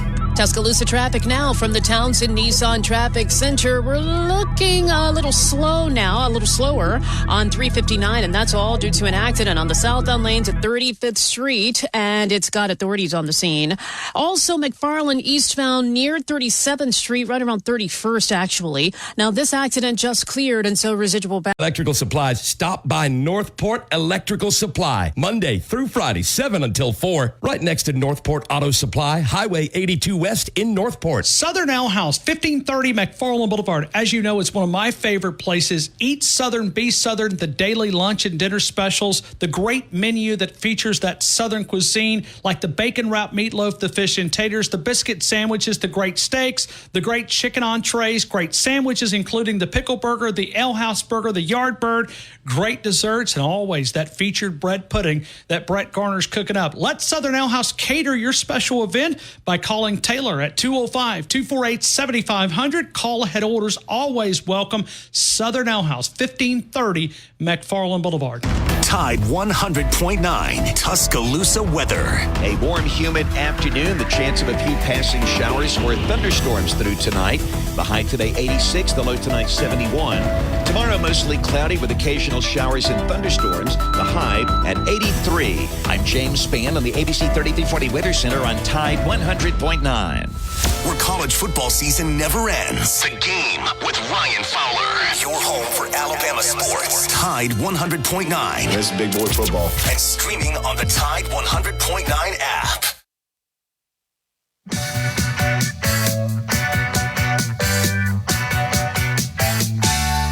Tried to amend my carnivorous habits. Made it nearly 70 days. Losing weight without speed, eating sunflower seeds. Drinking lots of carrot juice and soaking over rays. But at night I'd have these wonderful dreams. Some kind of sensuous treat. Not zucchini, fettuccine, bulgur wheat. But a big warm bun and 8 days away, brought to you by Alabama Credit Union. 39 days away. One EJ Jr., one Levi Wallace away. 39 days away. We will not take a caller here. We'll break, and then we'll get back to the top of the hour. We'll reset coming up in a couple of minutes. Amari Cooper getting a big deal. $20 million. We were talking about wide receivers, and Mike Tatilia had some great comments on Amari Cooper. He said, you look at Amari Cooper, is he a top 10, top 15 wide receiver in the league? He said no. But look at the money. It's that position of how it's changed. Is that coming to college football? We'll take Marty in Arkansas next. T-Town, Tide, 100.9, 1230. And that was not for Marty, by the way. That was not for Marty. I just looked up the call board and I saw it. We'll continue with more of the game. Tide, 100.9, 1230, WTBC, your home of Alabama Crimson Tide. Or find us on Facebook, Andrew Kniffer Agency. Once again, you can reach us at 205-722-9201. Allstate, are you in good hands? Nuke's Eatery, they're on the fringe of the campus of the University of Alabama, close enough that you can smell the championships. The Nuke's Q sandwich, still the number one sandwich across the franchise. The French dip sandwich, I think, is going to challenge for that number one spot. The double club, the single club, you can pair those up with a great sandwich, salad, California-style pizzas, all available for catering from a group of 5 to 500, a small office party to a large corporate event. Joel Bromfield, they've done a great job for my family. They'll do a piece for your engagement, anniversary, or birthday. Come experience the difference of shopping local. Visit Hudson Pool Fine Jewelers, downtown Tuscaloosa, or at hudsonpool.com. Pat's Florist and Gourmet Baskets in downtown Tuscaloosa, 1010 Queen City Avenue. For over 60 years, they've been serving our community. They specialize in a large inventory of fresh flowers, weddings, gourmet fruit baskets. If you're trying to lift someone's spirits, it is Pat's Florist Gourmet Baskets by calling 205-345-5093. Delivery options are available, but it's more than just flowers at Pat's Florist and Gourmet Baskets, 1010 Queen City Avenue. If you're celebrating an anniversary, birthday, get well, love, and romance, trying to lift with someone's spirits, it's Pat's Florist and Gourmet Baskets in downtown Tuscaloosa. WTBC Tuscaloosa and W265CG Tuscaloosa, a Town Square media station. Tide 100.9 and streaming on the Tide 100.9 app. From the Fox Sports Studios in Los Angeles, here's Dan Beyer. Browns and wide receiver Amari Cooper agreed to a restructured deal. Cooper's going to get $20 million guaranteed for the upcoming season, with the Browns adding $5 million in incentives on his current deal. The Rams restructured the contract of quarterback Matthew Stafford, while the 49ers wide receiver Brandon Ayuk did not get a new deal, but did report to the team today despite a trade request after not agreeing on a new long-term deal with the 49ers. Jets edge rusher Hassan Reddick will not return to did not report to training camp. He wants a new deal. SNY reports that the Jets aren't willing to negotiate until Reddick shows up at camp. Dolphins wide receiver Odell Beckham Jr. is going to start camp on the PUP list. NFLPA Executive Director Lloyd Howell told the Washington Post that the union and league have had high-level talks about chance to win up to $3,000 cash. Pearl River Resort, celebrating 30 years of total entertainment. Must be 21 or older to play.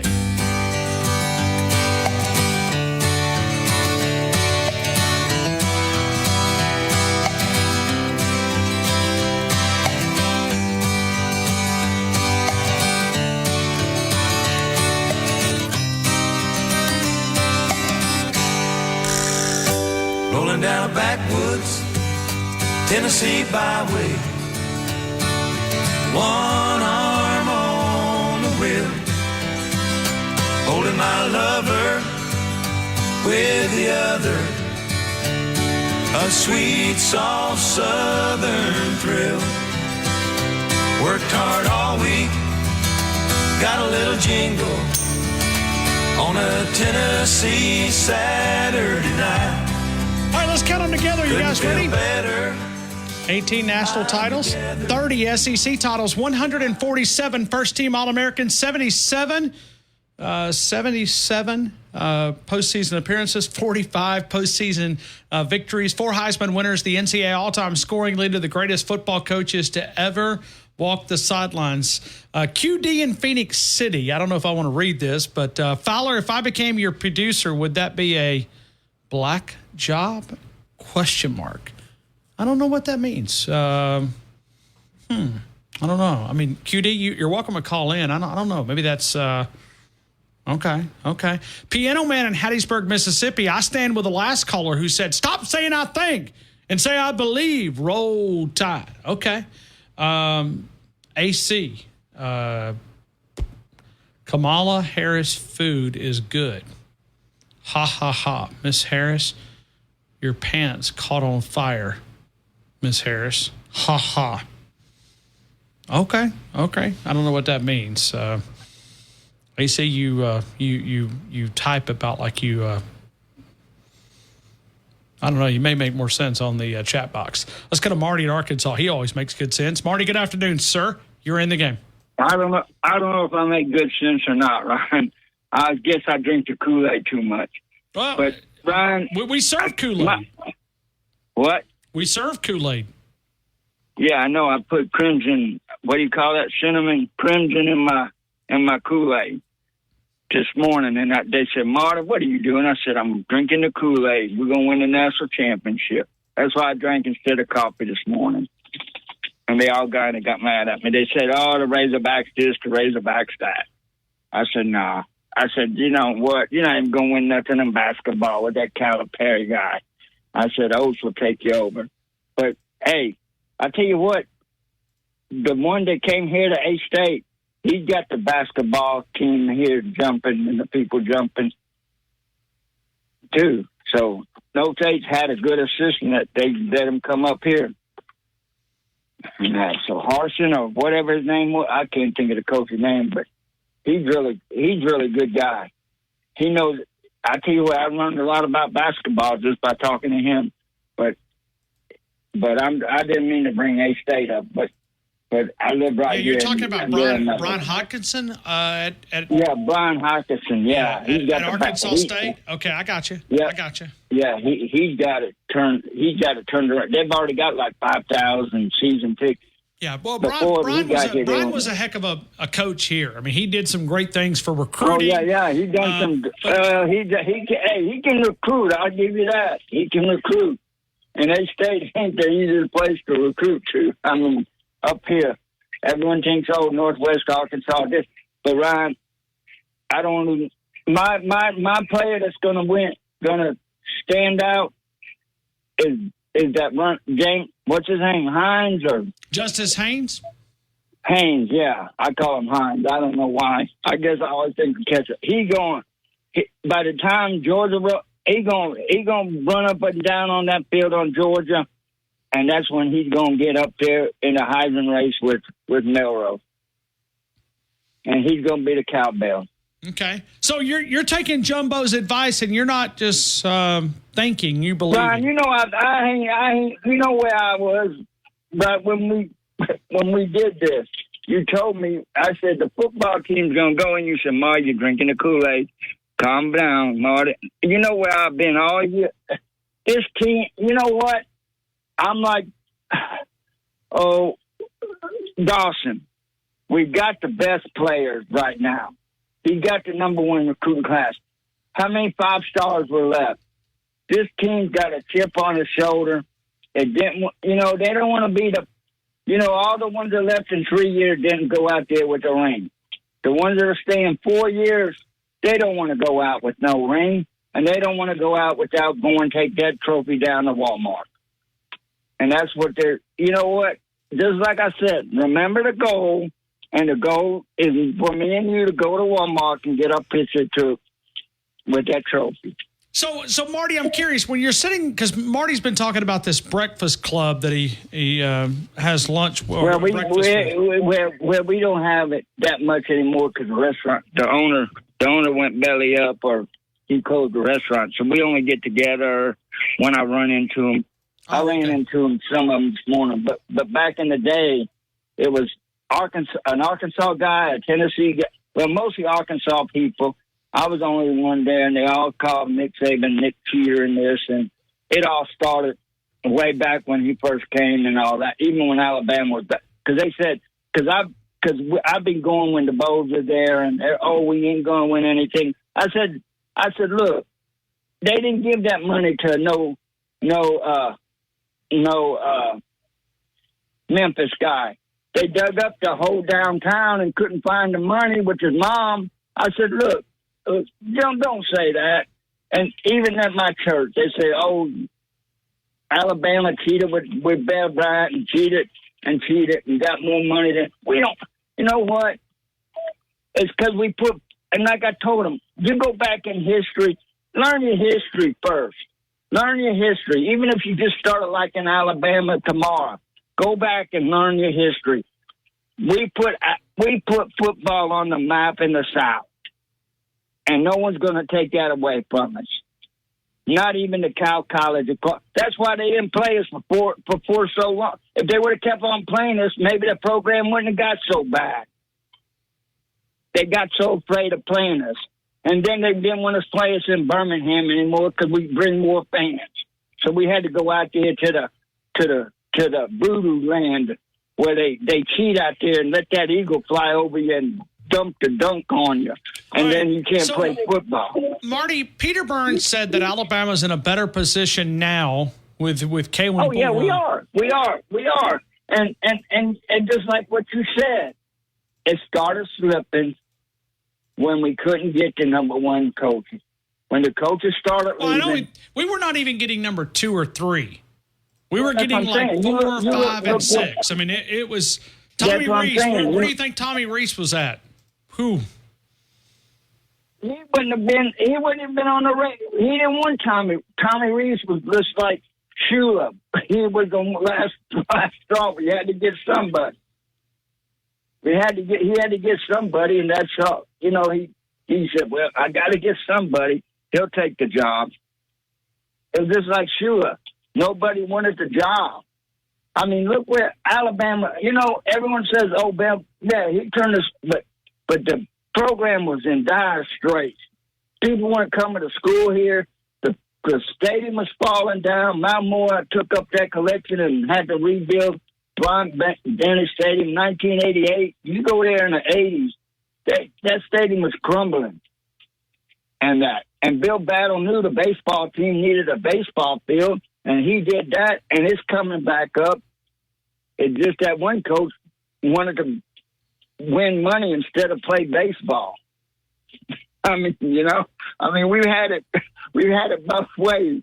One, we couldn't get a coach, and one coach was betting against his own team. So, I mean, there's where, but he's coming back up, and Pat Murphy's going to get it turned around and be all right. I got you. He's getting some recruits. Marty, hey, Ryan. I appreciate you, man. Let me say one thing. I just want to say, because I know Dale might be listening, I'm really proud of Dale. But now someone's going to have to show me how to get to that place to take the bus over there, because Dale always drove. So, hey, I'll yell at you later, Ryan. I'm going to be down in August. I'll call you 2 days before. I already got the date set and bring you your stuff. Okay? Sounds good. Thank you, Marty. Appreciate that, man. Roll Tide, and look, when we knock Georgia off, we can get with the little Mississippi State puppies and put them underneath the carport and let them go back home. Right. Roll Tide. Thank you, Marty. Let's go to Piano Man, Hattiesburg, Mississippi. Piano Man, good afternoon. You're in the game. I hope all is well, man. Roll Tide, my friend. All is well. All is well. Roll Tide, man. I always enjoy reading your Twitter account, man. Thank you. Not your Twitter account, but your app messages, man. I've interacted with you quite a bit there, and I appreciate all the app messages over the years. Yes, sir. I enjoy it. I will let you know. Like I was telling your guy at the front there. Producer. This is my first time calling, but I've been a Tide fan since 1973. Ooh, you're playing with house money, man. You're playing with house money. Yes, I've been a Tide fan since 1973. I've gotten laughed at and ridiculed because I like the Tide, but especially through my teenage years, I love Bear Bryant, and I will say this: that when Coach Saban retired and everything, it felt like the day when they announced that Bear Bryant had passed away. I was like devastated. I really was. But, man, right about now, I have more confidence in what we're doing. And so I'm in agreement with Peter that we're not only in a better place, but I think we're in a different place.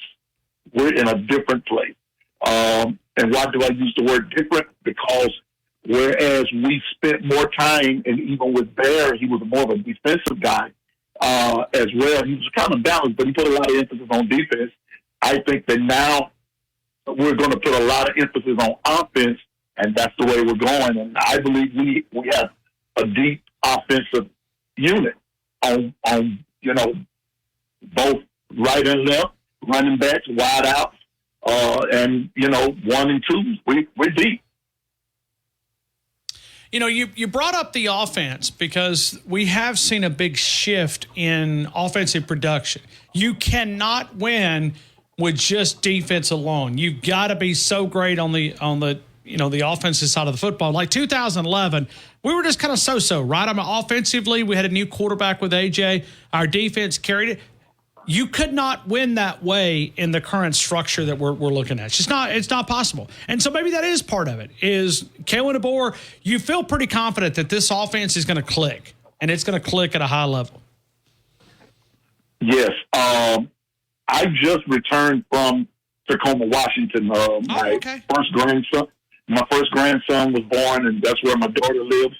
And I was there. And one day I was in the grocery store, and I had on an Alabama shirt. And this guy, now mind you, I'm in Tacoma, Washington. This guy who was from, I want to say, Anniston, Alabama. I think that's where he told me he was from. He just yelled out, "Roll Tide," and gave me this big bear hug. And I said, "Roll Tide, roll Tide, roll." And we began to talk. And the one thing he said, "You all down there," he said, "I'm a Tide fan." He said, "But you all have the best coach going." And he said, he did more with less here. Just think what he's going to do with a full cover. Great point. Great point. I mean, and you look back at the talent you go through, there weren't many 5-stars on that UW team, and he walked them all the way to the national championship game. Yeah, they got beat by Michigan, but so did we. And we had a bunch of 5-stars too. And in that Michigan game, I'm going to tell you this. It wasn't the 5 stars or the 4-star, 3, 2, 1. It doesn't matter. What got us in trouble is bad play calling, not learning decisiveness in practice. Absolutely. Things that should have been taught in the downtime was not, and it came back to hurt us in the big game. So do you agree with me in a lot of areas that team, yeah, they got better, but they were still making a lot of the same mistakes that they were in the early part of the season at the end of the season? Is that a fair statement? That's a fair statement. That's a very fair statement. I mean, as I was saying from time to time, I see no lies here.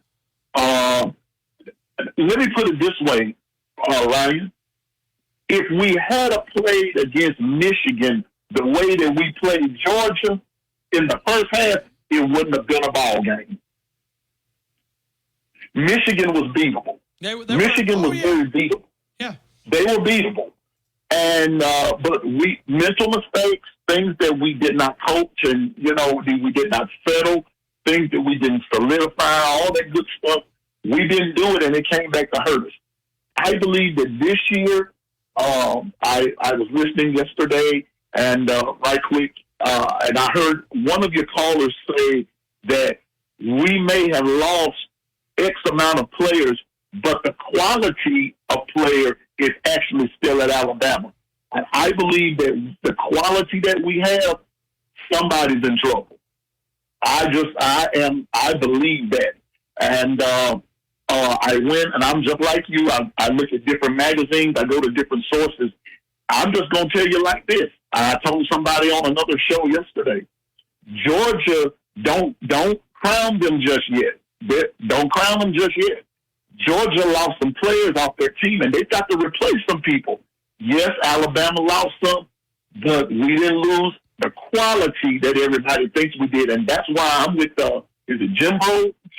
Whatever his name? Jumbo. Jumbo. Jumbo, and I don't mean that in no disrespect. I knew it started with a J. I'm with Jumbo. I believe that we're taking names this year, and I don't like to bring up another coach, but a certain coach said we're keeping receipts, and we're keeping receipts on everybody who said that we wasn't going to make it. DeBoer can't recruit us out. He can't do this. And look what has happened. And you've interviewed a couple of them, and I'm excited right along with them. So, Ryan, man, I'm with you. I'm with the Tide Nation. Real quick. Before you drift away, tell me how you got your name Piano Man. I play a keyboard. Okay. As a hobby or professionally? I'm actually the minister of music at church. Oh, okay, cool. Okay. I'd always saw that, and I said, hey, I need to ask him when he calls in, and you made your first call, so I appreciate it. Anything else, Piano Man? Look, Tide Nation, man, stop thinking and start believing. And listen, let's start putting these Georgia fans in their place. Remember this. They can't beat us. We're still the big brother. They're the little brother. They've got to prove it to us that they can beat us. They haven't proved it yet. Come on. 1 time out of 6, that's not a proof, and that's definitely not a dynasty. So thank you, Ryan, for your time. Roll Tide to you, brother, and I'm looking forward to talking to you again. Thank you. Piano Man making his first call from Hattiesburg, Mississippi. We'll continue with more phone calls. We'll take those. Coming up next, T-Town Tide 100.9, 1230 WTBC, your home of Alabama Crimson Tide Sports.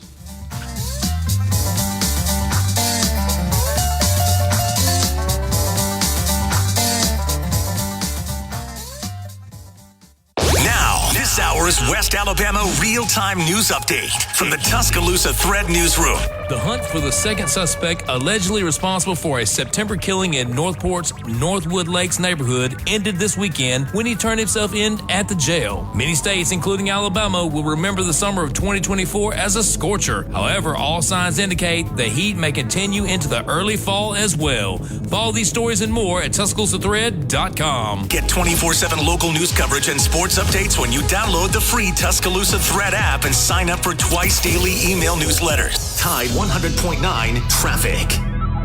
Tuscaloosa traffic now from the Townsend Nissan Traffic Center. Got our hands full on Highway 69 on the southbound lanes at Bear Creek Road. That crash is going to knock out the left turn lane. Motorists are having to maneuver around it, of course, in the right lane, so go ahead and make preparations to moving over to the right, obviously. McFarland eastbound at Skyland Boulevard. 10-2. Townsend Nissan's got the best position for buying a vehicle. $2,000 to $10,000 in discounts now. No other dealer in town can do that. Townsend Nissan. Big Mike's downtown Moundville, only about 15 minutes from where I'm located. Also in Gunnersville, Alabama, Thomasville, Andalusia, Auburn, Alabama, Orange Beach. You'll find one of the best steaks in the state of Alabama, voted by the Alabama Cattlemen's Association and many other great publications recognizing the great ribeye, the seafood entrees. You'll find those, the great service. It is win up to $3,000 cash. Pearl River Resort, celebrating 30 years of total entertainment. Must be 21 or older to play. With only 43 seconds remaining, facing a 4th and goal from the 31-yard line at Jordan-Hare Stadium, quarterback Jalen Milroe finds himself under immense pressure, scrambling to connect with Isaiah Bond in the corner of the end zone for a miraculous come-from-behind victory over Auburn. The jaw-dropping 27-24 result came on the 10th anniversary of the Kick Six. Daniel Moore is proud to announce 4th and 31, his upcoming oil painting featuring the now famous Gravedigger play. New Life Art is now accepting pre-orders for limited edition fine art prints and canvases of 4th and 31. See the preliminary pencil sketch for the artist's full color painting at danielmooreart.com. Pre-order your artwork now by calling 1-800-735-2787 or by visiting danielmooreart.com. Tide 100.9 Tuscaloosa weather. A warm, humid afternoon. The chance of a few passing showers or thunderstorms through tonight. The high today 86, the low tonight 71. Tomorrow mostly cloudy with occasional showers and thunderstorms. The high at 83. I'm James Spann on the ABC 3340 Weather Center on Tide 100.9. The longest running sports show in Tuscaloosa. The Game with Ryan Fowler on your home for Alabama sports. Tide 100.9 and streaming on the Tide 100.9 app. We built this city on rock and roll. Built this city.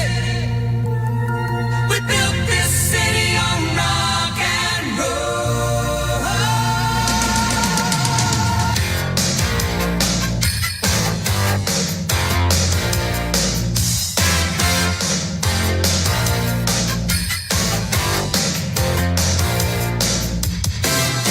Say you don't know me, I recognize my face.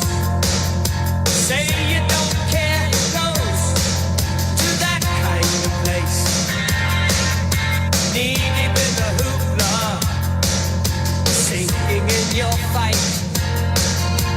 Too many runaways, eating up the night. Hey, I want to remind you about Northport Power Equipment. If you're looking for a great Husqvarna product, you can find the Z55 554L. You can find that. You can find the residential mowers, the commercial mowers, the zero turn, the garden tractors, all the Husqvarna chainsaws, pole saws, backpack blowers, handheld blowers, the battery operated tools by both Husqvarna and Crest can be found there. Also, the Echo Outdoor Power Equipment. They carry Skag commercial and residential mowers. You can find those at Northport Power Equipment. Northport Power Equipment. Let's continue with more phone calls, and we go to AC in Bangladesh. AC, good afternoon. You're in the game. I hope all is well. I'm good, man. How you feeling? Thanks so much for taking my call, sir. Yeah, thank you. I'm feeling good. It's rainy day in Tuscaloosa a little bit. That's good. That's good. Sometimes you need some rain. Sometimes you need a mix of everything, right? A little bit. We're getting... Yeah, grass is growing at a rapid pace. That's why you got to go to Northport Power Equipment and get you a nice zero-turn mower. That's good. So, do you mow your grass? Really good. I'm sorry, what was that again? Do you mow your grass? Nah, we have people who do it for us. Oh, okay. Okay, gotcha. Yeah, you should hire people, man. Like, do some negotiation. You know, I can help you with that privately. I'll let you know how to do that, and you can get some deals done. I can give you some pointers if you want. I can shoot you up in an email. That can be done. Yeah, think like a businessman, Mr. Fowler. Speaking of business, let's think about football. Not think about football. Let's talk about football. Okay. So your so-called rival, I'm talking about the Auburn Tigers, the Peyton Thorne. He seems confident about this season, and Hugh Freeze says this weekend they're going to have best recruit. I mean, that's what he's expecting. So what do you think about that, Mr. Fowler? Hugh Freeze is going to have a recruit? Yeah, he's going to go out to recruit. So he's looking for like a positive outcome. Like he's confident that he's going to get some recruiting done. I did not read through the details, but that's what he's expecting this weekend. So what do you think about their confidence? I mean, it seems like they're getting that ball rolling. I mean, I guess they're not hung over by that 4th and 31. I mean, they should be, right? I mean, they've got 3 losing seasons in a row. They have. It's not very good. They go back to the 4th season. Not saying Hugh Freeze, but they're trying to find their way out of the gutter. The gutter's been tough to the Auburn Tigers, and it's like once you're there, you're kind of stuck. That's right. So here's the thing though. Like so the last time they won a championship was in 2010, and how come like no one like puts them in a pressure situation? Like if Bama loses, Bama's all over the TV or Ohio State. And so my thing is like, what's the point of all this? Like, how come they don't put them on TV? And like what's that word? I cannot use there's certain words, Mr. Fowler. I'm trying my best to eliminate. I would love to say it, but you're going to cut me off. So what's the point of all this? Like they're not going to put them on a so-called pressure situation? Like, how do they think about the Auburn Tigers? What do you think about ESPN and all them? Do they even care about them? No, because they don't move the needle. That's right. So you're trying to say the Georgia Bulldogs are the ultimate needle mover, just the Alabama Crimson Tide, right? That's what you're trying to say? No, you're wrong. It's the Alabama Crimson Tide. It is. We always move the needle. Georgia certainly moves the needle, but not as much as the Alabama Crimson Tide. It's just facts. I mean, if you want to deal in possibilities, then talk to me. But Georgia has a problem. You know what it is? It's an Alabama problem. They do. Unless they play in the national championship, I guess they have no problem. Now, speaking of moving the needle for Bama, they moved the needle so fast, and they just couldn't execute the last play to beat Michigan. I was expecting them to beat Michigan. I mean, God, I don't know what happened. But again, it's a new season, right? But explain to me, what is parlay? I want to know a little bit more. Go ahead. How do you guys do it? Parlay is, you pick 3 winners, and you have to cover the spread is the way that we do it. Yes. So you're going to select, like, let's assume I want to play parlay right now. You're going to give me, like, 3 teams, and I'm just going to let you know whether or not that team we is pick gonna cover the SEC. spread. How does it work? Yeah, we pick the SEC teams, and we... Yeah, I know. Okay. So you're going to give me, like, 3 random teams, and you're going to let me know, what's the prediction, like, the spread, and I'm going to let you know, right? That's how it works? Okay, so you don't know anything about a parlay? No, I do not. That's so a parlay, the difference between regardless of the number. If I knew, I would not be asking you, right? Well, I mean, it sounds like you got a pretty good grasp of it. So here we go.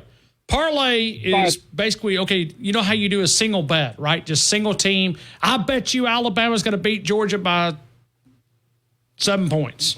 Or if you get points, then you could play with that. You can play with the other team's going to beat you by a certain number. All right. But if you do the parlay, then you combine multiple picks. So in other words, you think Georgia's going to beat, or Alabama's going to beat Georgia. Alabama's going to beat this, or, you pick them the same weekend, or you can spread them out a couple of different games. So parlay is you got to hit all of them. So if you have a 17 parlay, I don't know, it probably pays 50, 60, 70 to 1. But you have to hit all 7 for it to pay. If you don't, you lose. So what happens? You do this every week? Like during the football season, how does it work? We do. Every Friday. Okay, so it has oh man, why didn't you open up the lineup, the phone line Thursday and Friday? Because everybody's going to jam up the phone line on Friday. Why don't you open up an extra day? I mean, you want everybody to get a chance, right? AC, we actually call this a contest. So it is a contest. Yeah, and you want more people to join, right? Can you imagine you had at least 30 people on Friday and other 30 they want to get in, but they just couldn't? So why don't you open up Thursday and Friday? You can do your segment. You can have Mike Griffith, my boy. You can have him too. We can have some fun. Open up another day, man. You know what? You need more business tips. That's what it looks like, because you're doing okay, but for mowing grass, I'm going to give you some business tips, okay? You can get it done. But here's the thing, Mr. Fowler. Did our favorite number 1 caller call in, Mr. Josh from Georgia? He did. He did good. I cannot wait to listen to him. Former number 1 caller seems like he has nothing better to do. And Digger, if you open your mouth, why don't you open your mouth? Let's have a phone feud. Let's see if you have what it takes. I'm pretty sure your son can handle me. Run. Man, oh man. JR, please hold through. We're going to get to you coming up in just a couple of minutes. T-Town, Tide, 100.9, 1230 WTBC. Your home of Alabama Crimson Tide Sports.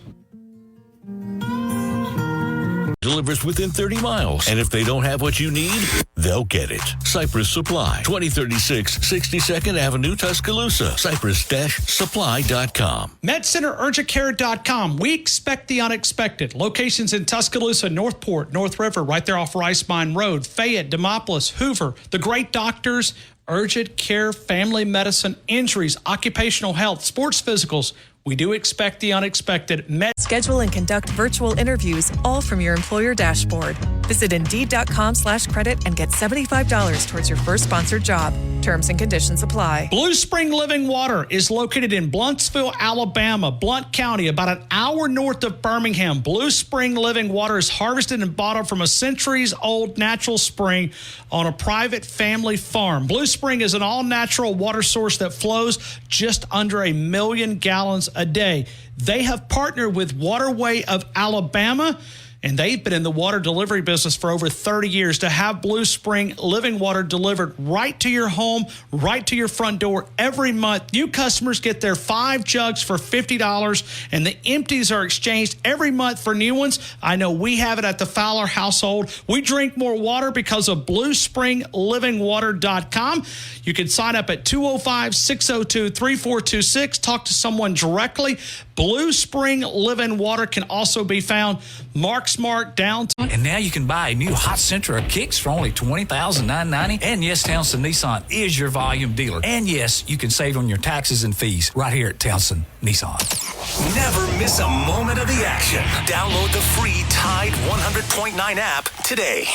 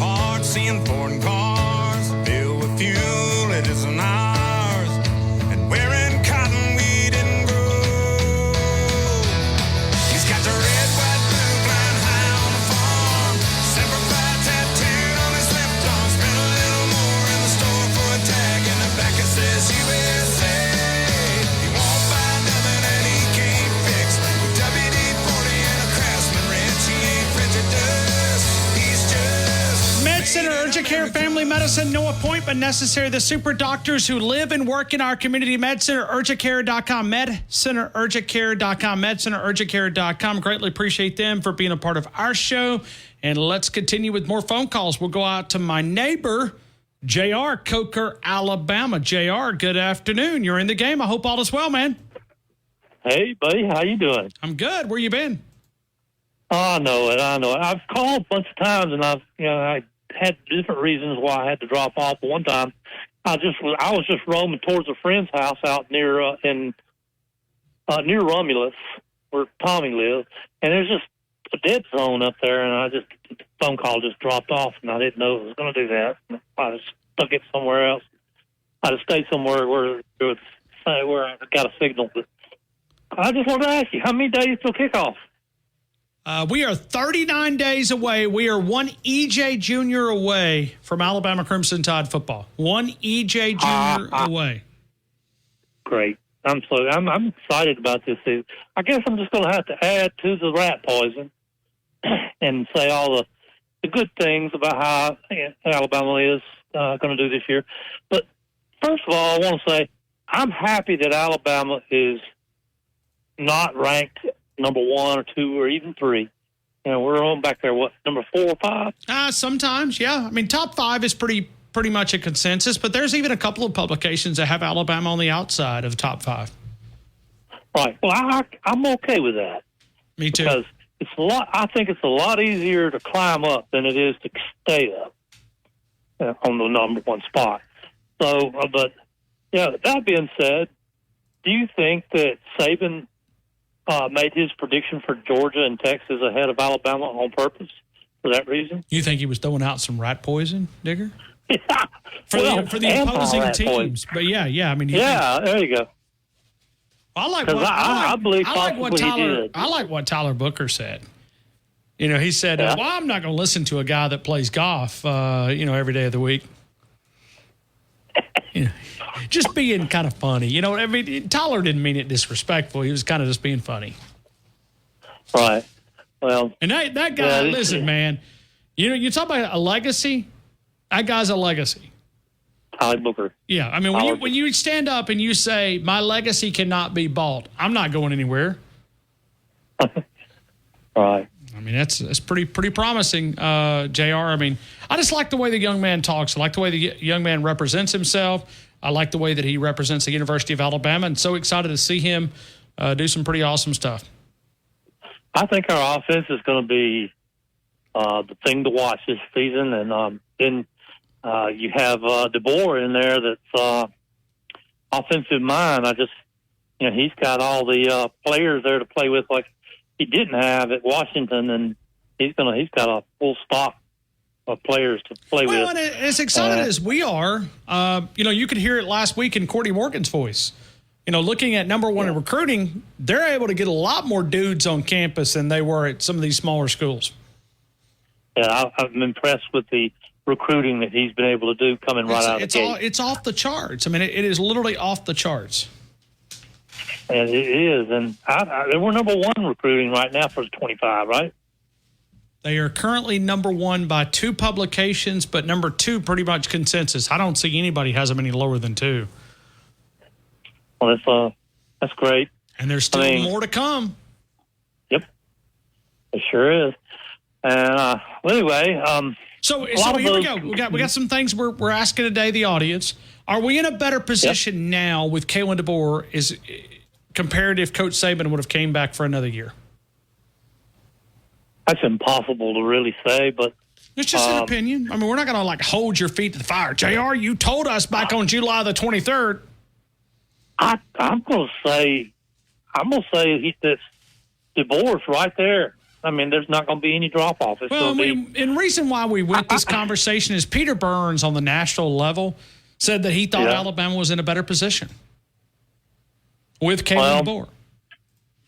I don't know. That's Saban has. Come on, JR. You either believe or you don't believe. Well, of course I believe, but in which one? I mean, as much as I love Saban, I have to go. We're in better position right now with DeBoer. Okay, all right.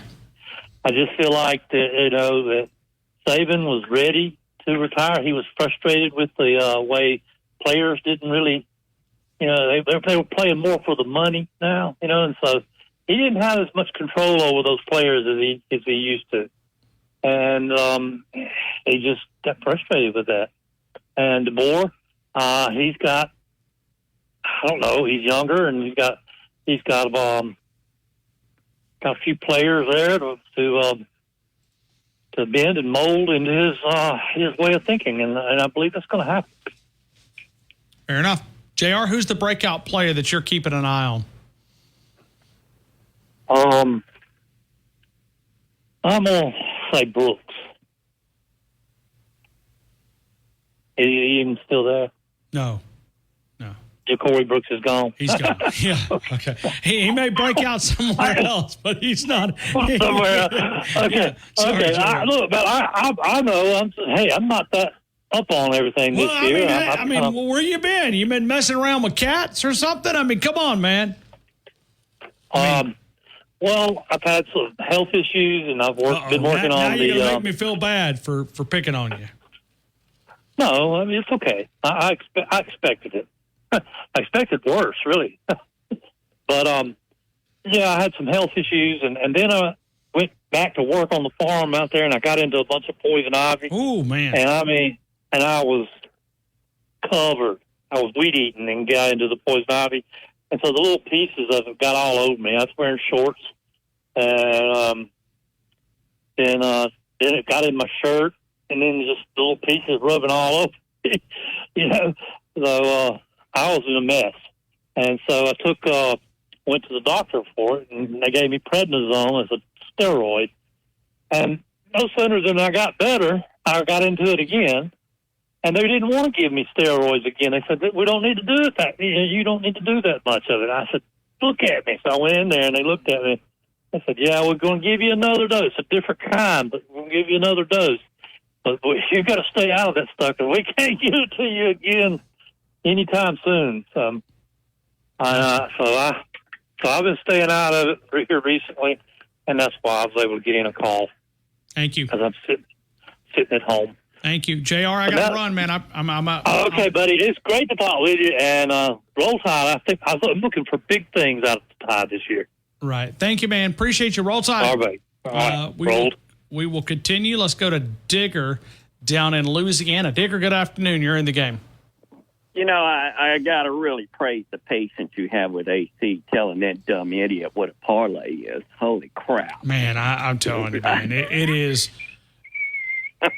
I've never wanted to ban somebody for being stupid, but I'm close. Oh, Lordy. Can I ask you one favor? Can you go back a year from now on July 23rd, a year ago, and play that show? Because it's the same damn thing what y'all are saying now. You got an offensive line that's going to dominate, which it didn't happen. Okay, granted, I'm just saying. I'm playing devil's advocate. Okay? Booker running his mouth about how he's going to play smash mouth football and run the ball and make everybody submit and quit and all that. Never did happen. Okay, granted, you won the SEC, but I'm telling you, razor thin margins there. Okay? And that was what was special about Saban. Do you honestly think you're going to get that this year?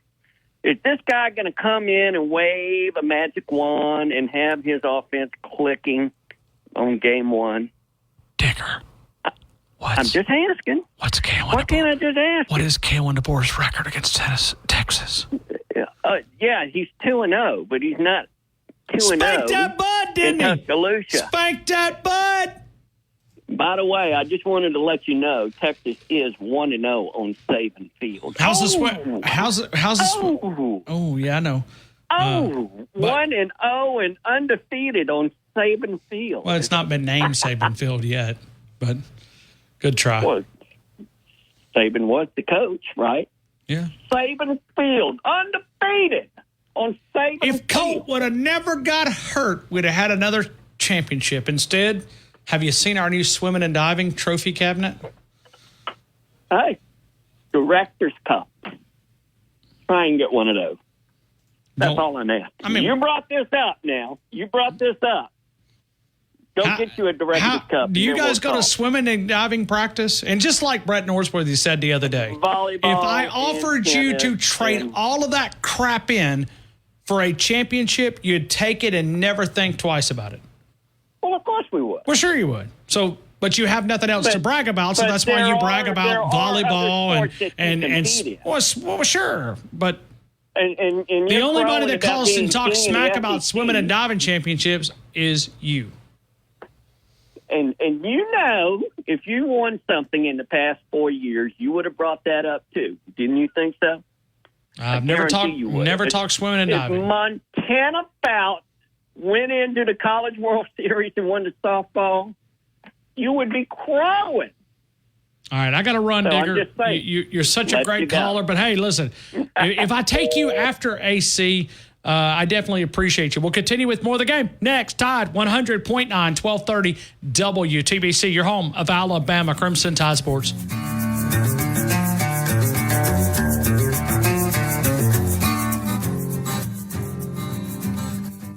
Tide 100.9 traffic.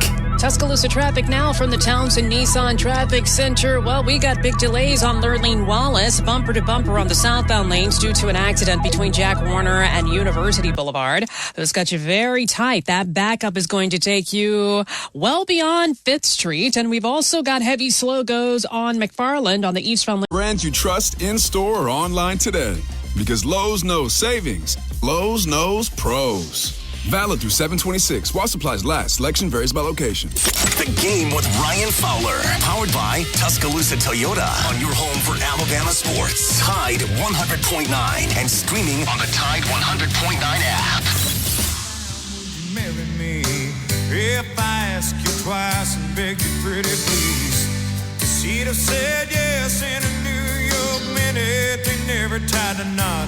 His heart wasn't in it. Hey, The Pharmacy at Midtown, TJ Thomas. He's the Nick Saban of pharmacists. The Pharmacy at Midtown, TJ Thomas. The Pharmacy at Midtown. All the compounding needs. The only sterile compounding facility here in Tuscaloosa. It is The Pharmacy at Midtown, 205-752-0627. 205-752-0627. All of the compounding needs and also the retail side. It is The Pharmacy at Midtown. The Pharmacy at Midtown. And also thestandardbama.com. The home of the 20-inch pizza pie, pepperoni, meat lovers, cheese. Design your own, thestandardbama.com. You can find it on the Strip. It is a full-service restaurant. Also have takeout, or you can have it delivered by DoorDash. Thestandardbama.com. Let's continue with more phone calls, and we go to Ellis, Manchester, Tennessee. Good afternoon, Ellis. You're in the game. Roll Tide, Ryan Feller. Roll Tide. Roll. You know, here recently you ain't had none of them buzzards call in. Well, I'm looking for. There'll be some. If you start giving something away, that's when they'll call in by the hundreds. Tomorrow we'll be giving away 1 bag of pocket lint. There'll somebody call in, won't it? Oh, he's giving something away. I got to call in. I got to win that.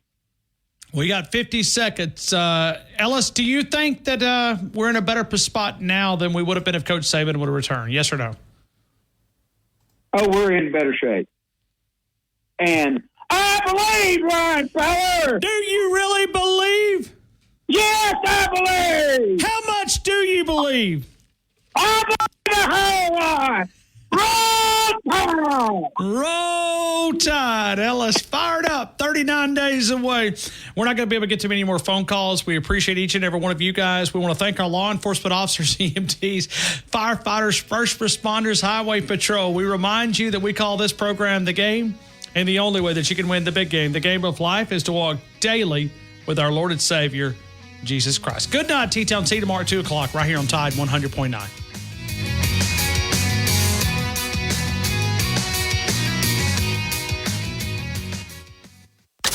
Thank you for listening to The Game with Ryan